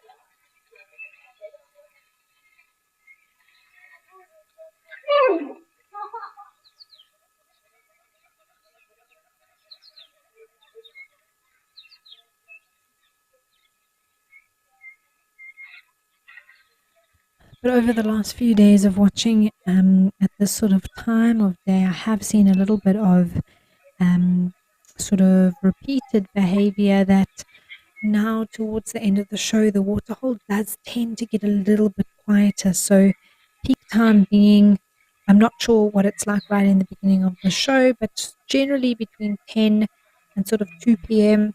is when a lot of the animals, especially looks like these elephants here at Jamala, do make their way to the waterhole. And then slowly as the afternoon now moves on, we're getting towards the 3 p.m. mark, a lot of the animals do actually start to move off, maybe carry on with their feeding and that sort of thing. And so the waterhole does quieten down quite a bit at this time.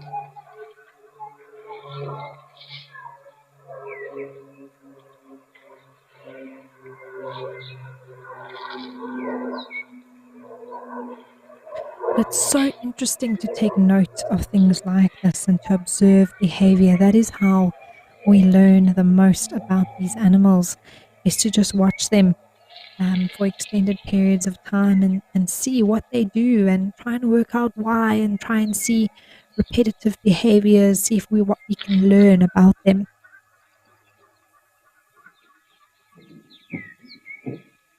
It looks like two young boys, they're giving each other a bit of a hard time.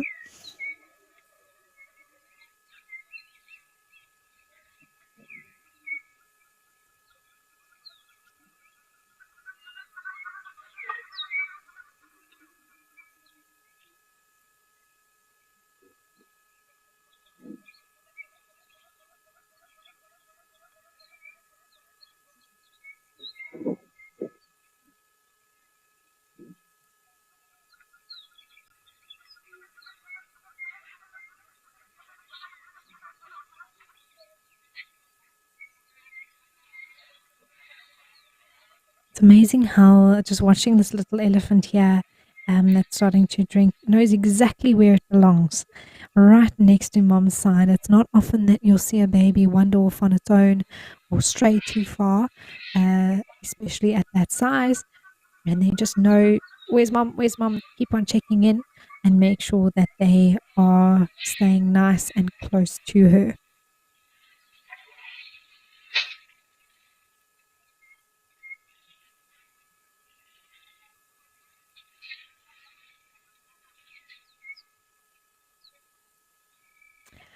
Thanks, Janice. And I completely agree with you. It has been so wonderful to watch these animals today across all the locations, actually. I mean, how wonderful was that scene at Okakuyo earlier?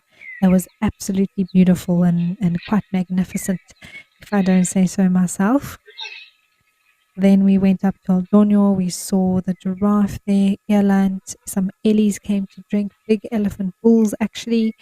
And then, of course, um, Jamala with this waterhole, which just seems to be the life of the party every day when it comes to elephants.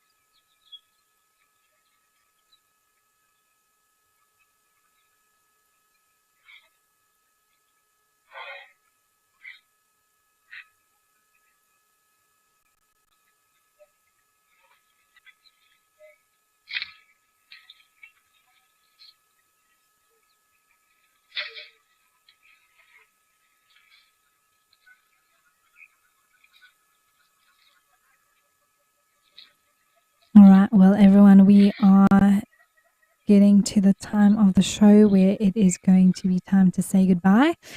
But once again, just thank you so much to each and every one of the viewers who joined us this afternoon. Thank you for all your questions. It was so great to be able to interact with you, to answer them, and to discuss some points, which is always fantastic on the show. I do enjoy that aspect of it very, very much. As I did mention earlier, straight after this, we'll be going into your live sunset safari. So please make sure you do stay tuned for that. I will be joining you again next week. So this is my last show for now, but I will be back, I think, on the 30th of October. So I'm looking forward to being back with you and, yes, hosting part of the show. So from myself and Steph and the whole WildEarth team that can make this happen, we do wish you all a wonderful day further wherever you are in the world. And yes, thank you for joining us. We look forward to seeing again what comes down to the Waterhole. It's one of those things where even today, you think day after day it'll just be the same. But we had that beautiful scene at Okukuyo, which was just wonderful. And we look forward to seeing what will happen tomorrow. So from myself and all of us here at WildEarth, it is time for us to say goodbye and see you soon.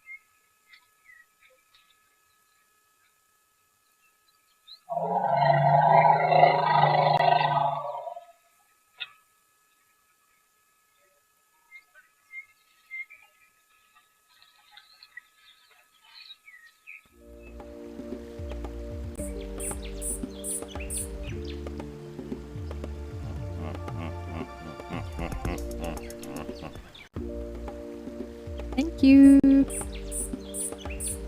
Yes, you as well. Bye. Live coverage of an African safari and may include animal kills and carcasses. Viewer discretion is advised.